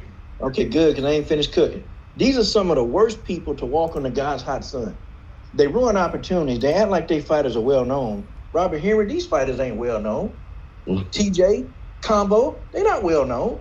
Just what it is. And you think that you have time to tell YouTubers, hey, well, they're not doing interviews right now. But they hadn't done a lot of interviews all year. Like what the managers are stupid. And sometimes the fighters actually do want to interview with us, but you got a goofy ass manager sitting back, not giving them the information so they can do it. Like I've seen that so many times. Or fighters will say, yeah, man, I want to do it, but man, talk to my manager because we got a relationship, cool. And then the manager don't set it up. So that pisses me off. Okay? Then now here's a big one, boy. This is a big one, okay? All right. The fighters, when they come into the UFC, okay, they make their money, whatever it is. Then about a year later, they complain about the money they make. Well, okay. What are you complaining about the money for? That's the contract you signed. You signed the contract. But see, lo and behold, a lot of these fighters are bad with their money. They don't have no side hustles. You know that half of these fighters, they depend on their fight salary to pay bills and stuff. They got one salary, fight salary. Are you serious? That's it? That's all what you got, one salary? Oh my goodness gracious. And then finally, my last thing that I'm gonna really cook on. I got more, but I'm gonna save some for later. The last thing, man, is that you have fighters that they do too much. When they do mention somebody's name, they ain't done work. Too many fighters don't do the work. Okay, they piss you off. They always calling somebody out that's got their work. They doing their work. They've earned those shots against the top 3, top 5. They've earned it. But then when you got somebody ain't even in the top 15, ain't even ranked 15, ain't even ranked 13, having conversation about Bojangles or Valentina the champion, or they been talking about Amanda Nunes. They ain't done jack. Because this millennial generation don't want to do no work. I can't stand it. They ain't gonna call nobody out in the octagon. They won't call them out, but then they'll take to social media, and then they'll go and start talking junk about somebody because they hate on them shine. Who is that, man? Somebody got a nose problem. What in God's green earth? Robert, is that your mic or your phone? What is it sound like a scratching or something? Yeah, were you moving something? Man, like you're okay, DJ. that wasn't my nose. I stopped. Okay. Robert on the chicken. Robert here, chick. Scratching the mixer. Yeah, he need to get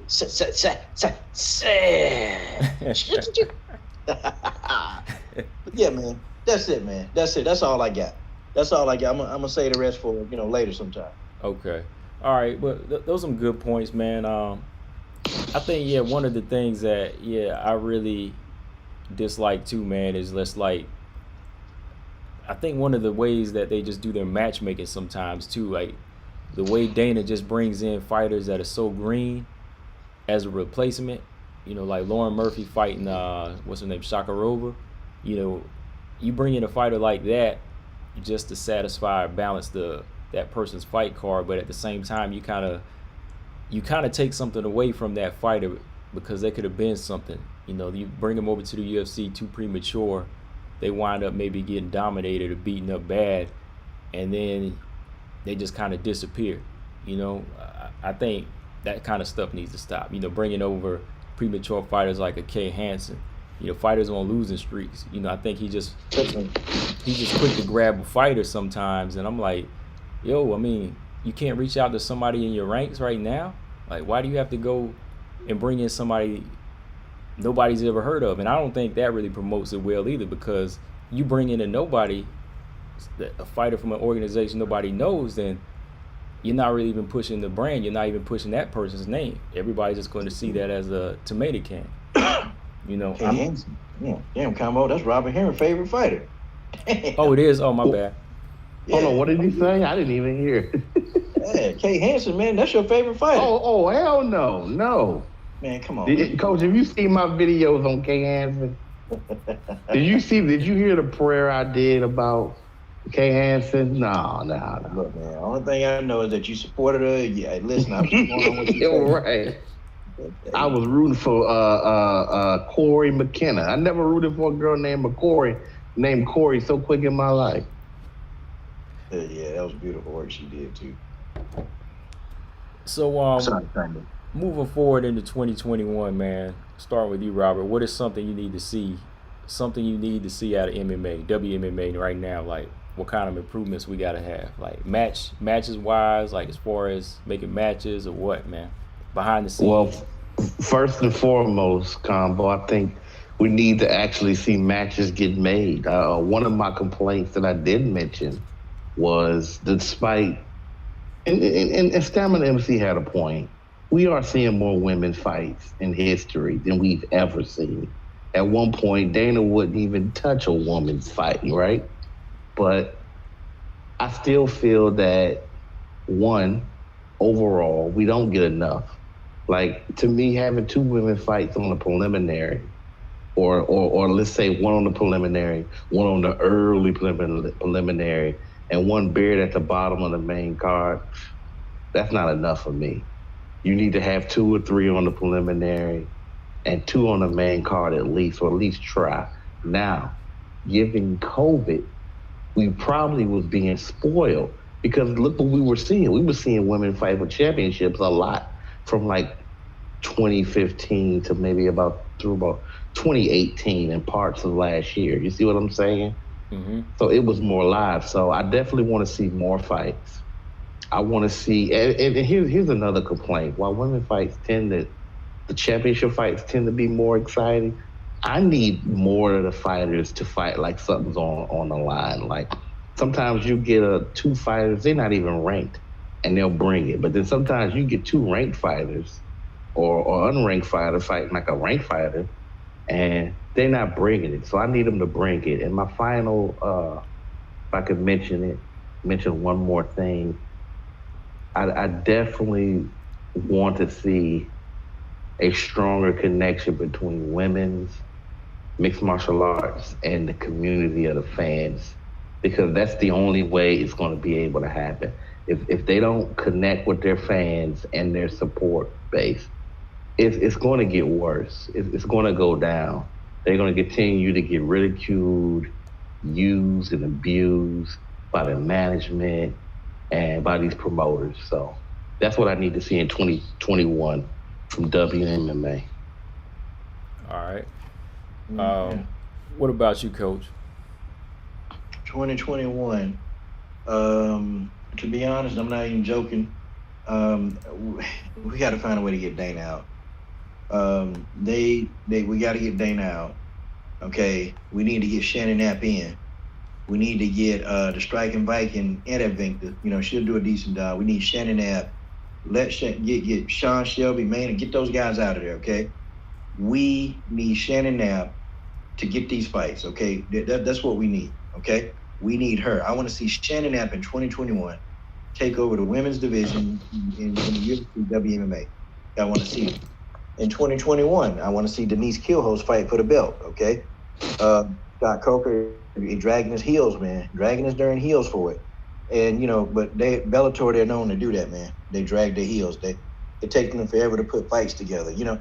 And sometimes, I don't know, man. I feel like Bellator, boy, they run that ghetto as hell, man. Like, I'm just like, damn. Y'all ain't, what y'all doing? What y'all doing? Like, come on, man, the fight.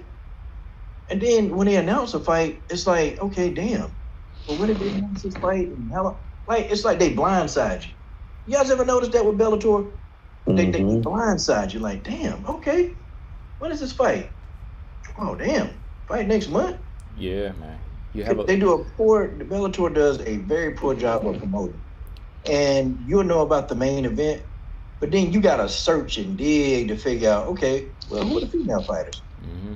And then on like 80% of their cards, they don't have any. So, I need Bellator to do a better job, man. I need Dana White out.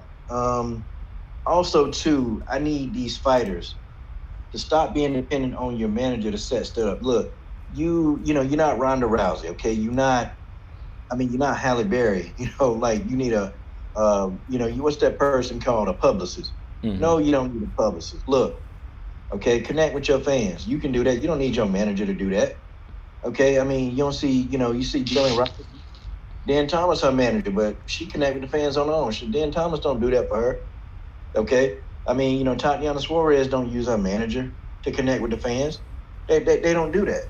Marion Renault don't do that. They connect with the fans because they know that there's a need to connect with the fans. They want to connect with us. These other fighters, they got to get it together, man. They fight too good to be so stupid. It is, man. And then too, I want some of these women to actually start exploring their options, because a lot of them, all they think they are is fighters. Well, newsflash, the average fight career lasts 3.2 years. Okay, that's average. So you got about 3 years to actually do something before your ass is out. Okay, literally, that's the average. You got 3 years. You got the people like Nunes and Holm. They're outliers. Okay, trust me. But there are many more of these fighters that don't even make it. Okay, they don't make it. They don't get to the 3rd year because they're not thinking with their head. They're thinking with their heart instead of their head. No, this is a business. Okay, you want to fight the best, but also you got to think about business. I like the way Chris Cyborg do her business. She got all her little side hustles, everything that she do, and she understands too that there's a business. Like when Jessica McCaskill called her out, Chris was like, okay, cool, but she said dollars make sense, and they explained to me, Ray told me, he said, hey, who do you think will make more money? Us fighting Jessica or us fighting Cecilia Brækhus? But I said, Jessica's undisputed. He goes, no, I'm gonna ask you again. He said, who do you think is gonna financially make more sense? Fighting Jessica or fighting Cecilia Brækhus? And of course, it hit me. Cecilia Brækhus is a bigger star. Okay? Cecilia Brækhus is a bigger star. Okay? But that's business. Now you saying, oh, where's she ducking the fight? She's not ducking the fight. It's just you going over to a whole nother sport and you don't want to, you could get beat. So if you're going to fight, the money need to be there. Business. Some of these fighters, they sign contracts, man. They signing contracts. They just happy to get a damn Reebok kit. That's it. Sign contracts. The contracts be bad, but they just take whatever they get. Women, they need to be more about this business, okay? Be business minded. If you got a brain, use your brain. If you got a body, stop being ashamed to use your body. Show some cleavage. Do whatever you got to do, okay? And then my final thing, what I want to see in 2021, I want to see like a tournament. I want to see a tournament, and I think the UFC, they need a tournament structure, okay? They need a tournament structure, and what they need to start doing, when they have a lot of people that's competing for one title, they need to do a playoff, okay? And they fight to be the number one contender to fight for the belt. The champion don't fight in the tournament. They don't have to, okay? But these people in that tournament, that'll determine who the number one contender is, instead of just arbitrarily picking somebody to be the fighter. No. Or who deserve a title shot? Well, let's go hand in hand. Let's see who do deserve it. And that's it. That's it. All right, man. That's some drop some knowledge right there, man. That's some interesting points you made, man. Even like with the women, like you said, just being fighters, it's almost like they're kind of in the place where the boxers were back in like the 80s and way back, don't you think? Like boxers, remember before, like they just thought in the fighter mind state, but nowadays you start to get more fighters in boxing, building more of a brand outside of the sport. But it just seems like a lot of the women here, they just tend to think of themselves as fighters. They're not thinking of, the afterlife after a fight. What do you think, man? You think it's just like the managers holding them back with that, coach? I think some of the managers, they lack creativity. That's their problem. They don't have no creativity. You know, they just care about their 10%. See, me, I'm gonna be honest. If I was managing, and let's say, for example, if I was managing, let's say Alexa Grasso, you know, Alexa Grasso weekly we'll be talking to Mexican people. You know, Cinco de Mayo, Alexa Grasso gonna be at whatever Cinco de Mayo parade they got. You know, Alexa Grasso gonna be downtown. Like they sponsored by this huge, like this company down there, this rib company. Guess what? Alexa Grasso gonna have her ass at their rib shack eating them damn ribs. Okay, every Friday night it's gonna be a meet and greet. Have lunch with Alexa Grasso. I shouldn't even be giving this game out.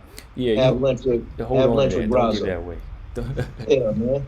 See, if that was me, if I'm the manager, you know, well, you know, you got people like Roxanne Modafferi who unattractive. I'm just putting it out there. It is what it is. You can get mad, whoever. She unattractive.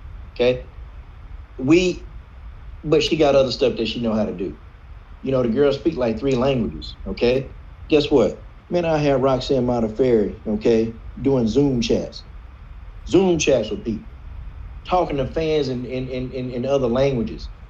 Okay. Zoom chats, promoting them. Okay, I have her there, you know, me, Roxanne, Tommy, they do the Dragon Ball. Man, look, we'll have a deal. I booked that deal so fast, she wouldn't even be able to think straight. We'll book a deal. And also, too, these managers, they're not guiding these fighters in the right direction. They're not telling these people, hey, make it your job to call somebody out. You got to aggressively do it. You can't sit back and let Dana White them do it because they got too much other stuff going on, okay? And they will put you in there with anybody. They'll do it. Okay, look what happened. I mean, look what happened to JoJo Calderwood. Idiot took a fight. She took a fight. Hey, JoJo, you want this fight? No, you know, I'm going to wait for the title. Because they would have picked somebody else because they were going to honor her title request. That's fought anybody. Guess what? She lost to anybody. She lost to Jennifer Maia, lost her chance. Okay, you had Roxanne Modafferi. Well, you know, guess what? She got Lauren Murphy. She called out. You know, see, these fighters, they're losing hundreds of thousands of dollars by not making the right moves.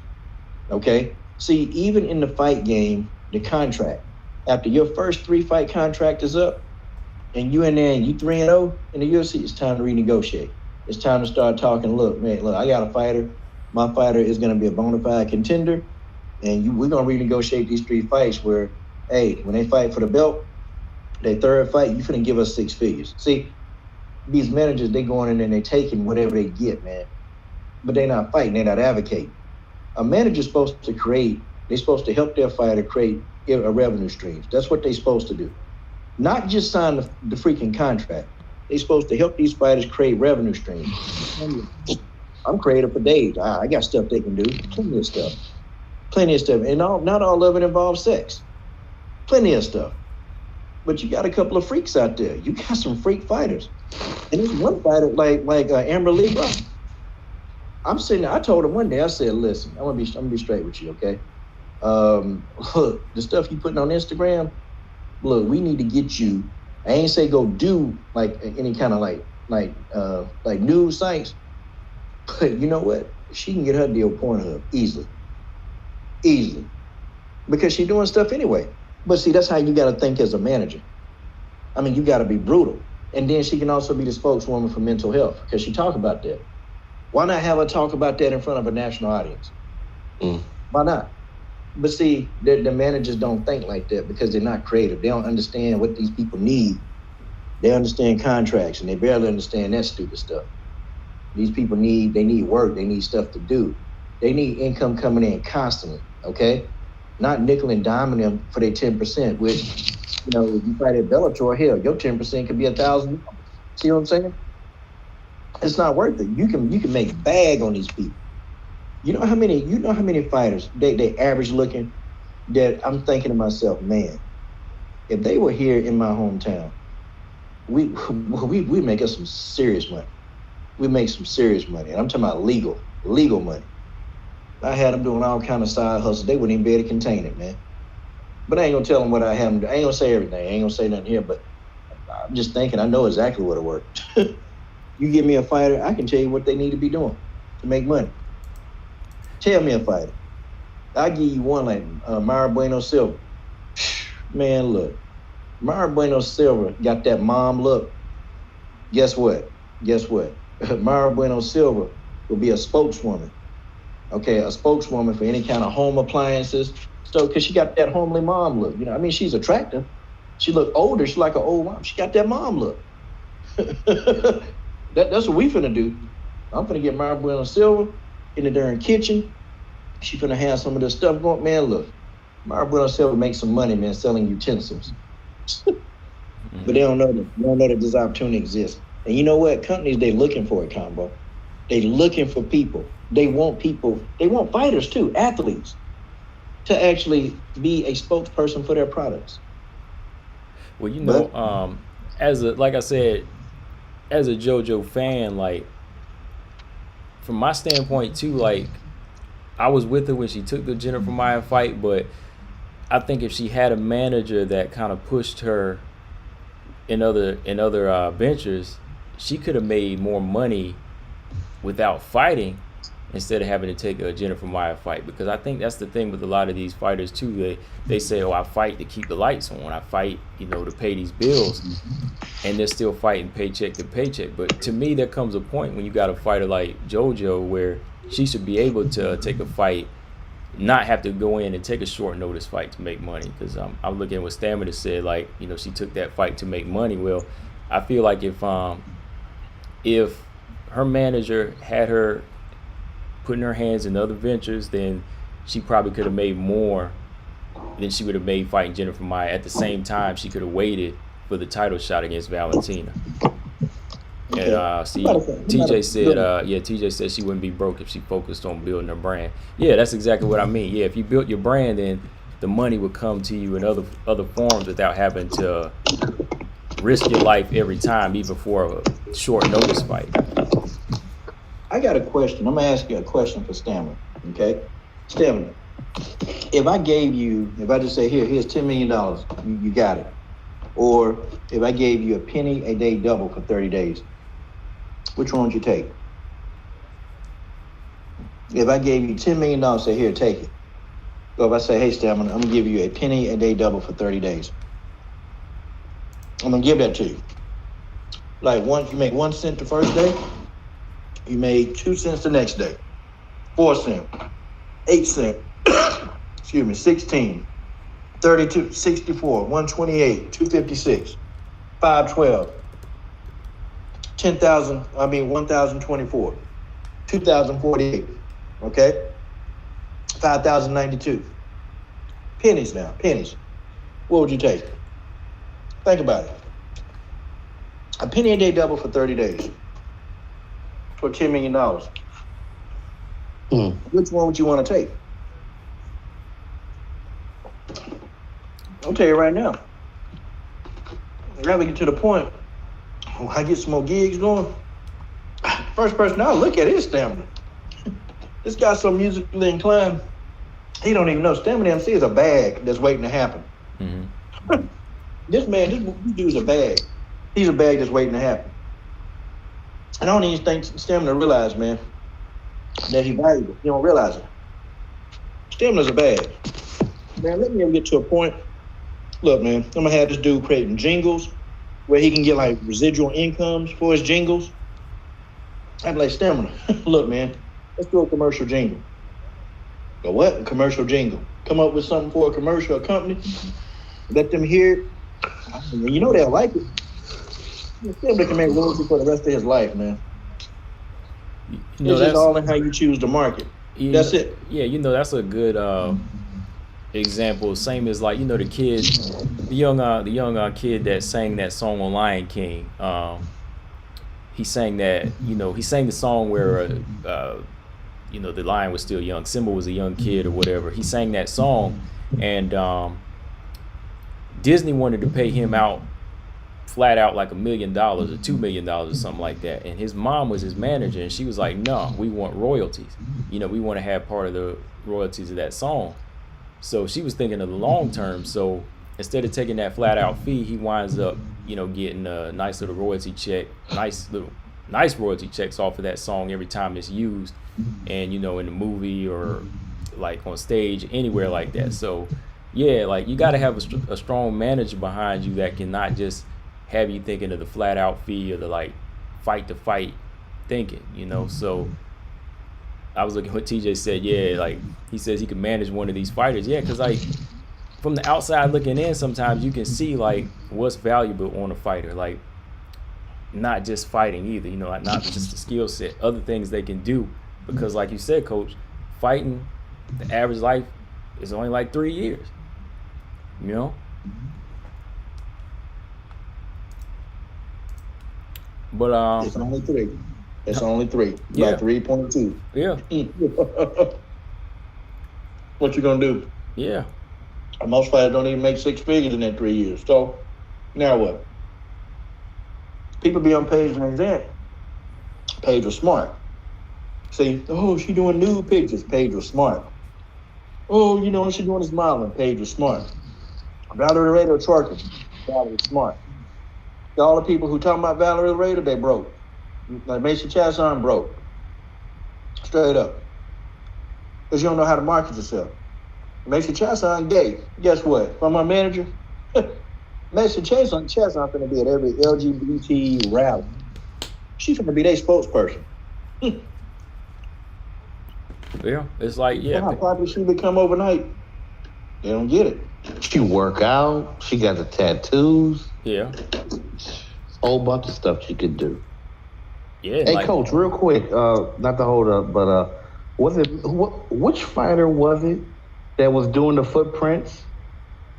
Oh, Felice Herrick. Felice Herrick. Okay. Yeah. See, that's creativity. That's creativity. They making no money fighting. Let me figure out something to do. So they be asking Felice to sniff her feet. Okay, yeah, you can sniff this picture. Here you go. I'm finna step on with paint. You can sniff it all you want to. And guess what? Felice said, oh, let me be creative. That's what you got to do as a fighter. Her manager ain't give her that idea. Felice came up with that idea. My thing is, what you need a manager for? If they can't even help you maximize yourself. TJ over here, he said I'd be selling a combo JoJo Calder with body pillow autograph extra. Yeah.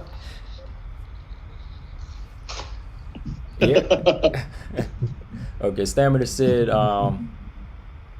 sure, but not being aware doesn't make them an idiot. Not everyone is good at everything. Moreover, and not everyone is even aware they're not good at everything they need to press forward in life. Everyone in life plays to their strengths and gets help with whatever weaknesses they are.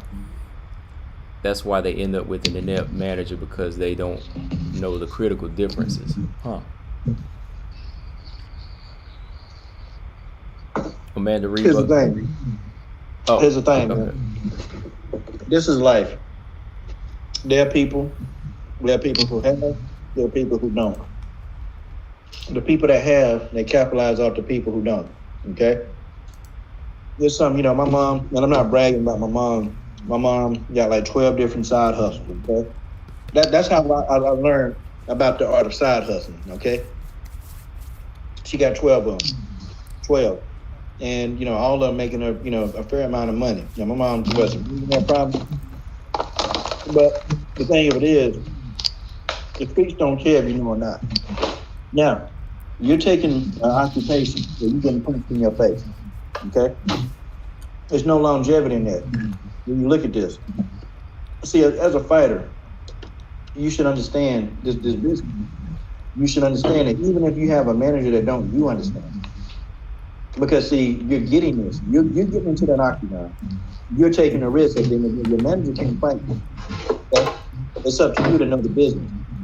And if you're not, if you don't want to take the time to understand business, then what do you fight for? That's any job. That's any job. You don't go to work with somebody where you don't understand the business that you're doing. And you don't work for anybody to stay in the same spot or to not get promoted. It's just like any other job, occupation. You got to understand your enemies in there. As a fighter, guess what? You need to understand the longevity. You need to understand, when you get hurt, how long you going to be out. Okay? You need to understand that You ain't need to have a backup plan, life insurance, all of this stuff. You got to have this stuff as a fighter, because what happens if your plan A don't work, if you don't get to the title? You got to have a skill set. Many of these fighters, they got skill set, but they don't think past the gym. I'm telling you, I've hung around some fighters. You know what?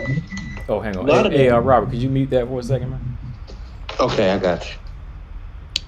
Oh, what you A say? lot of Kobe? these fighters, they don't understand how to operate Mhm. outside of a gym. They don't know how to function. And and I found this kind of weird. And no wonder they be in so much stuff that they be in, or their lives, they seem like they're just doing dumb stuff, because all they've ever known is I fight in the gym and I go fight. They don't know how to function. You see the fighters that's comfortable. Look at all the fighters that's comfortable. They took care of their business. I don't like Bo Bugachek. I don't like her, but guess what? She handled her business. Yeah. See, she handled her business. You ever see her, do you see her posing for ads? And you don't see her doing that, because she understood what she was getting into when she got into the fight game. She knew. Mm-hmm. She knew what was up. She knew how the longevity. They know all this. Valentina, they're not sitting around here, like taking damn near nude selfies. I mean, they got on a bikini. These people, they traveling. Chris Cyborg, she got her side hustle, but Chris, she traveling all over the world. They have taken the time and the effort, okay, to get the business part of it straight.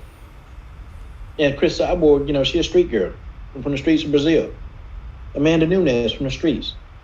These people ain't no better, but they were smart enough to know And how to that stretch this is the also a dollar. business. Yeah. They knew this is a business. You don't do this and then think that this is your only plan, because that's why so many fighters, they broke. You can look. I've always learned. My mom always said, you can't hide your state of being. You can't hide that. My dad used to say it too. You can't hide your state of being. I don't care who you talk. If I'm talking to somebody, even people I interview, and I'm not putting them out, they ain't saying names, but I know their style. I know their financial state of being. I can tell you what their finances are probably, and get it right because of how they speak. Mm-hmm. When the person who got bagged, they talk differently than the person that don't. Okay, they talk different. They think different. They move differently. They walk differently. Mm-hmm. They're different. But a person that don't have bag, they're not confident. They can't speak to you. They don't have much to say. But then they live in a lie. They think they live in this lifestyle. They think that is, but the only thing you did was sign away your rights because you want a Reebok kit. So people know that you're a UFC fighter. That's it. Mm-hmm. Think about the fighters who understood business, man. You got fighters like Carlos Esparza, selling a motorcycle to make ends meet. Are you serious? Do you not know Carlos Esparza could have been marketed so damn well? Sucker punch in the paint, man. They failed Carla. They failed her because she wasn't smart enough to understand her own business. Mm. That's just what it is. You got Jessica Andrade selling off valuables, man. You took beatings in the octagon to sell this stuff when all you had to do was have a business mind. You can't be a fighter, no business. You got to understand that they're never going to try to pay your worth. You got to get it. You got to get your worth. And that comes to making smart moves. Very smart. Extremely smart. And I don't like stepping on no manager's toes. But I did tell one fighter, I said, God, dog. And I told her, I said, look, I said, you're making peanuts compared to what you could be making. Huh? Well, you're not a manager. I said, I hustle. I mean, I know how to hustle. I'm just telling you, you ain't making what you could make. That's all I said. Because I knew that she could be doing so much more. When I see a person, hey man, what hustle can I get? Look, you'll be good at this. You'll be good at that. Some people made out of money, brother, they don't know that they got money written all over. They don't know. Because they too busy worried about a damn Reebok kit. Mm-hmm. Dude, I'm telling you. I can't give it away. I do a Patreon. Oh yeah. I do a Patreon. The top 10 fighters, what they need to be doing to actually get hundreds of thousands of dollars without fighting. And not everybody got to take their clothes off. You'll be surprised. You'll be surprised what some fighters need to do. And it just takes a little bit of work. That's it. Are they maximizing the dollars out of their sponsors? If not, why? It's another thing. They have sponsors, man. These people ain't maximizing their sponsors. I would love to do that. Look here, sponsor. Let me tell you something. Y'all giving us this, and we doing a whole lot of stuff. We're doing a lot of stuff, so I'm gonna need you to, let's step those sponsorship dollars up, and we're gonna do this for you. We'll do a world tour for you, okay? But you got to pay this.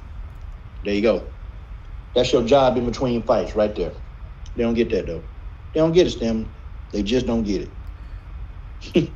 Okay, so let me ask you this: for a fighter with no belt, is it possible for them to be in a financial situation where they can make more money than they make off of fights? Like, let's say if you got a number 6, 7, 8 fighter outside of somebody like Paige Van Zandt, we're gonna just kind of push her out the way because she's making more money than she has in fights. But like some of these other ranked fighters right now, if you look in the flyweight division and strawweight division, do you see them having the potential to make more outside of the UFC right now without giving anything away? Like just some certain fighters you can see right now. Yeah, a fighter like Jillian Robinson come to mind. Mm-hmm. Jillian Robinson can make a lot of money. I'm talking about a lot, hands down, lots of money. Okay, I told you about Myra Buena Silva. What? Amanda Ebus. She could be an ATM, bro. She could be an ATM. Norma Dumont. And then Norma Dumont, we have fun making her money. I'm telling you, man. Roxanne Modafferi. Lauren Murphy. I'll give you a freebie for Lauren Murphy. Guess what I have Lauren Murphy doing? Lauren Murphy she won't just be talking about it on YouTube. Look, Lauren Murphy, every week, will be a keynote speaker at AA Alcoholics Anonymous. And guess what I do? Any sponsors Lauren Murphy got, they're going to pay for it.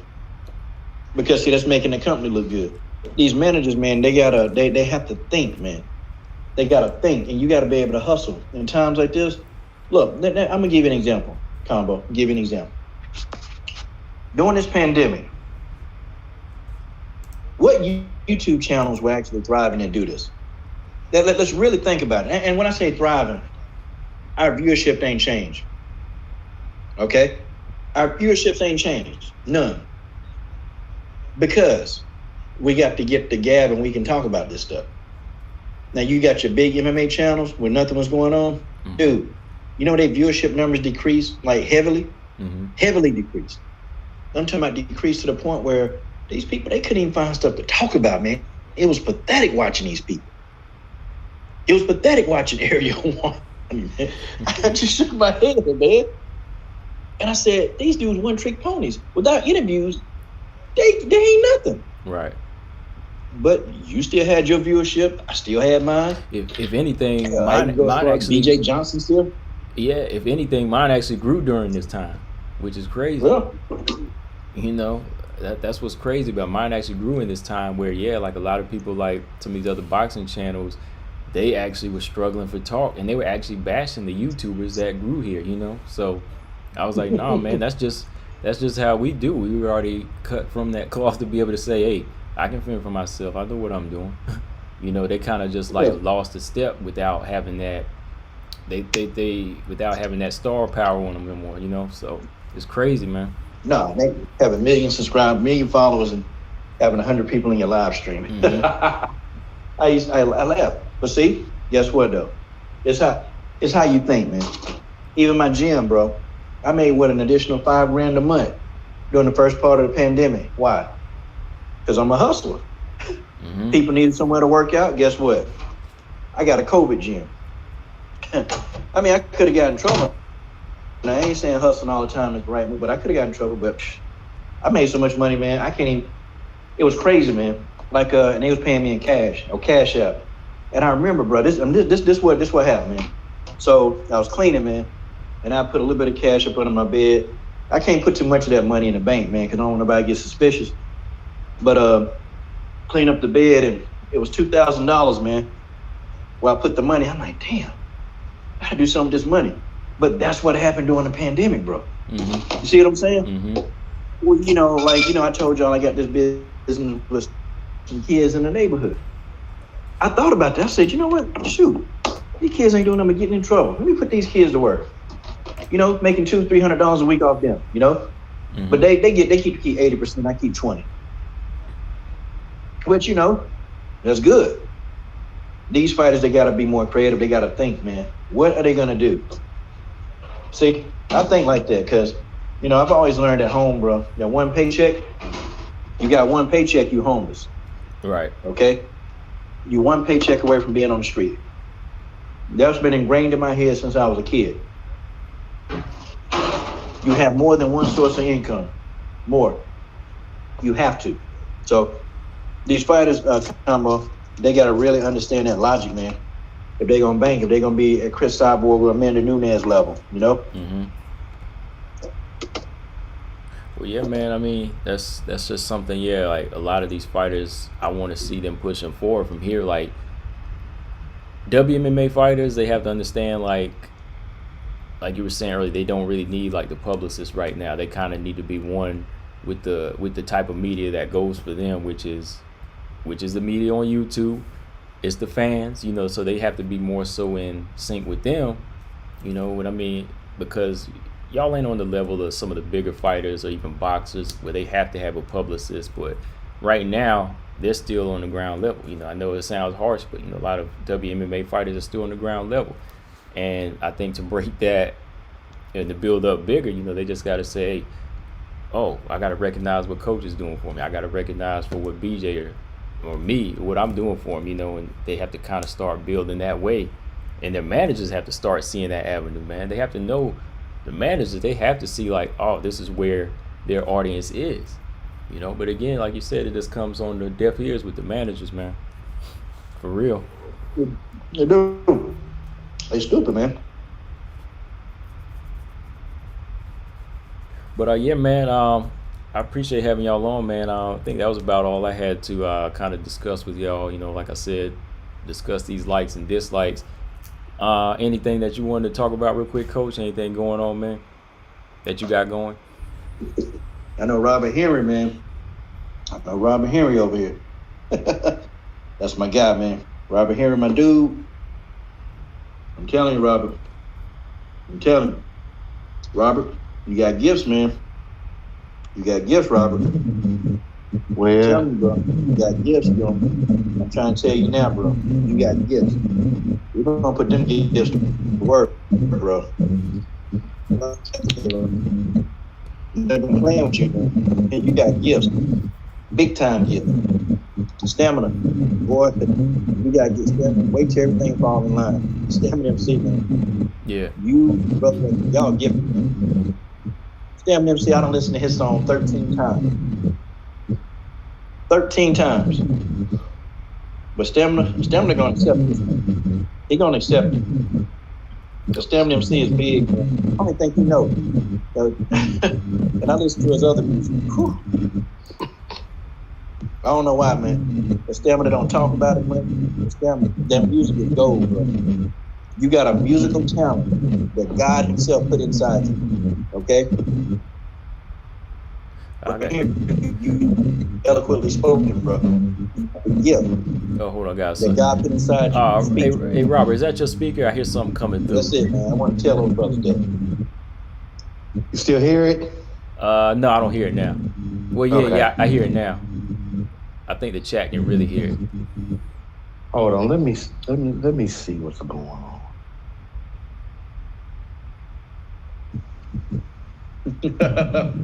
I don't know what's going on.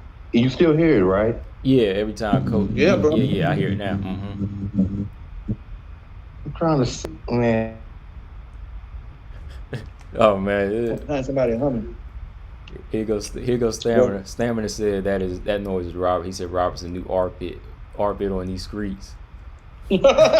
Oh! Come on, Stamina.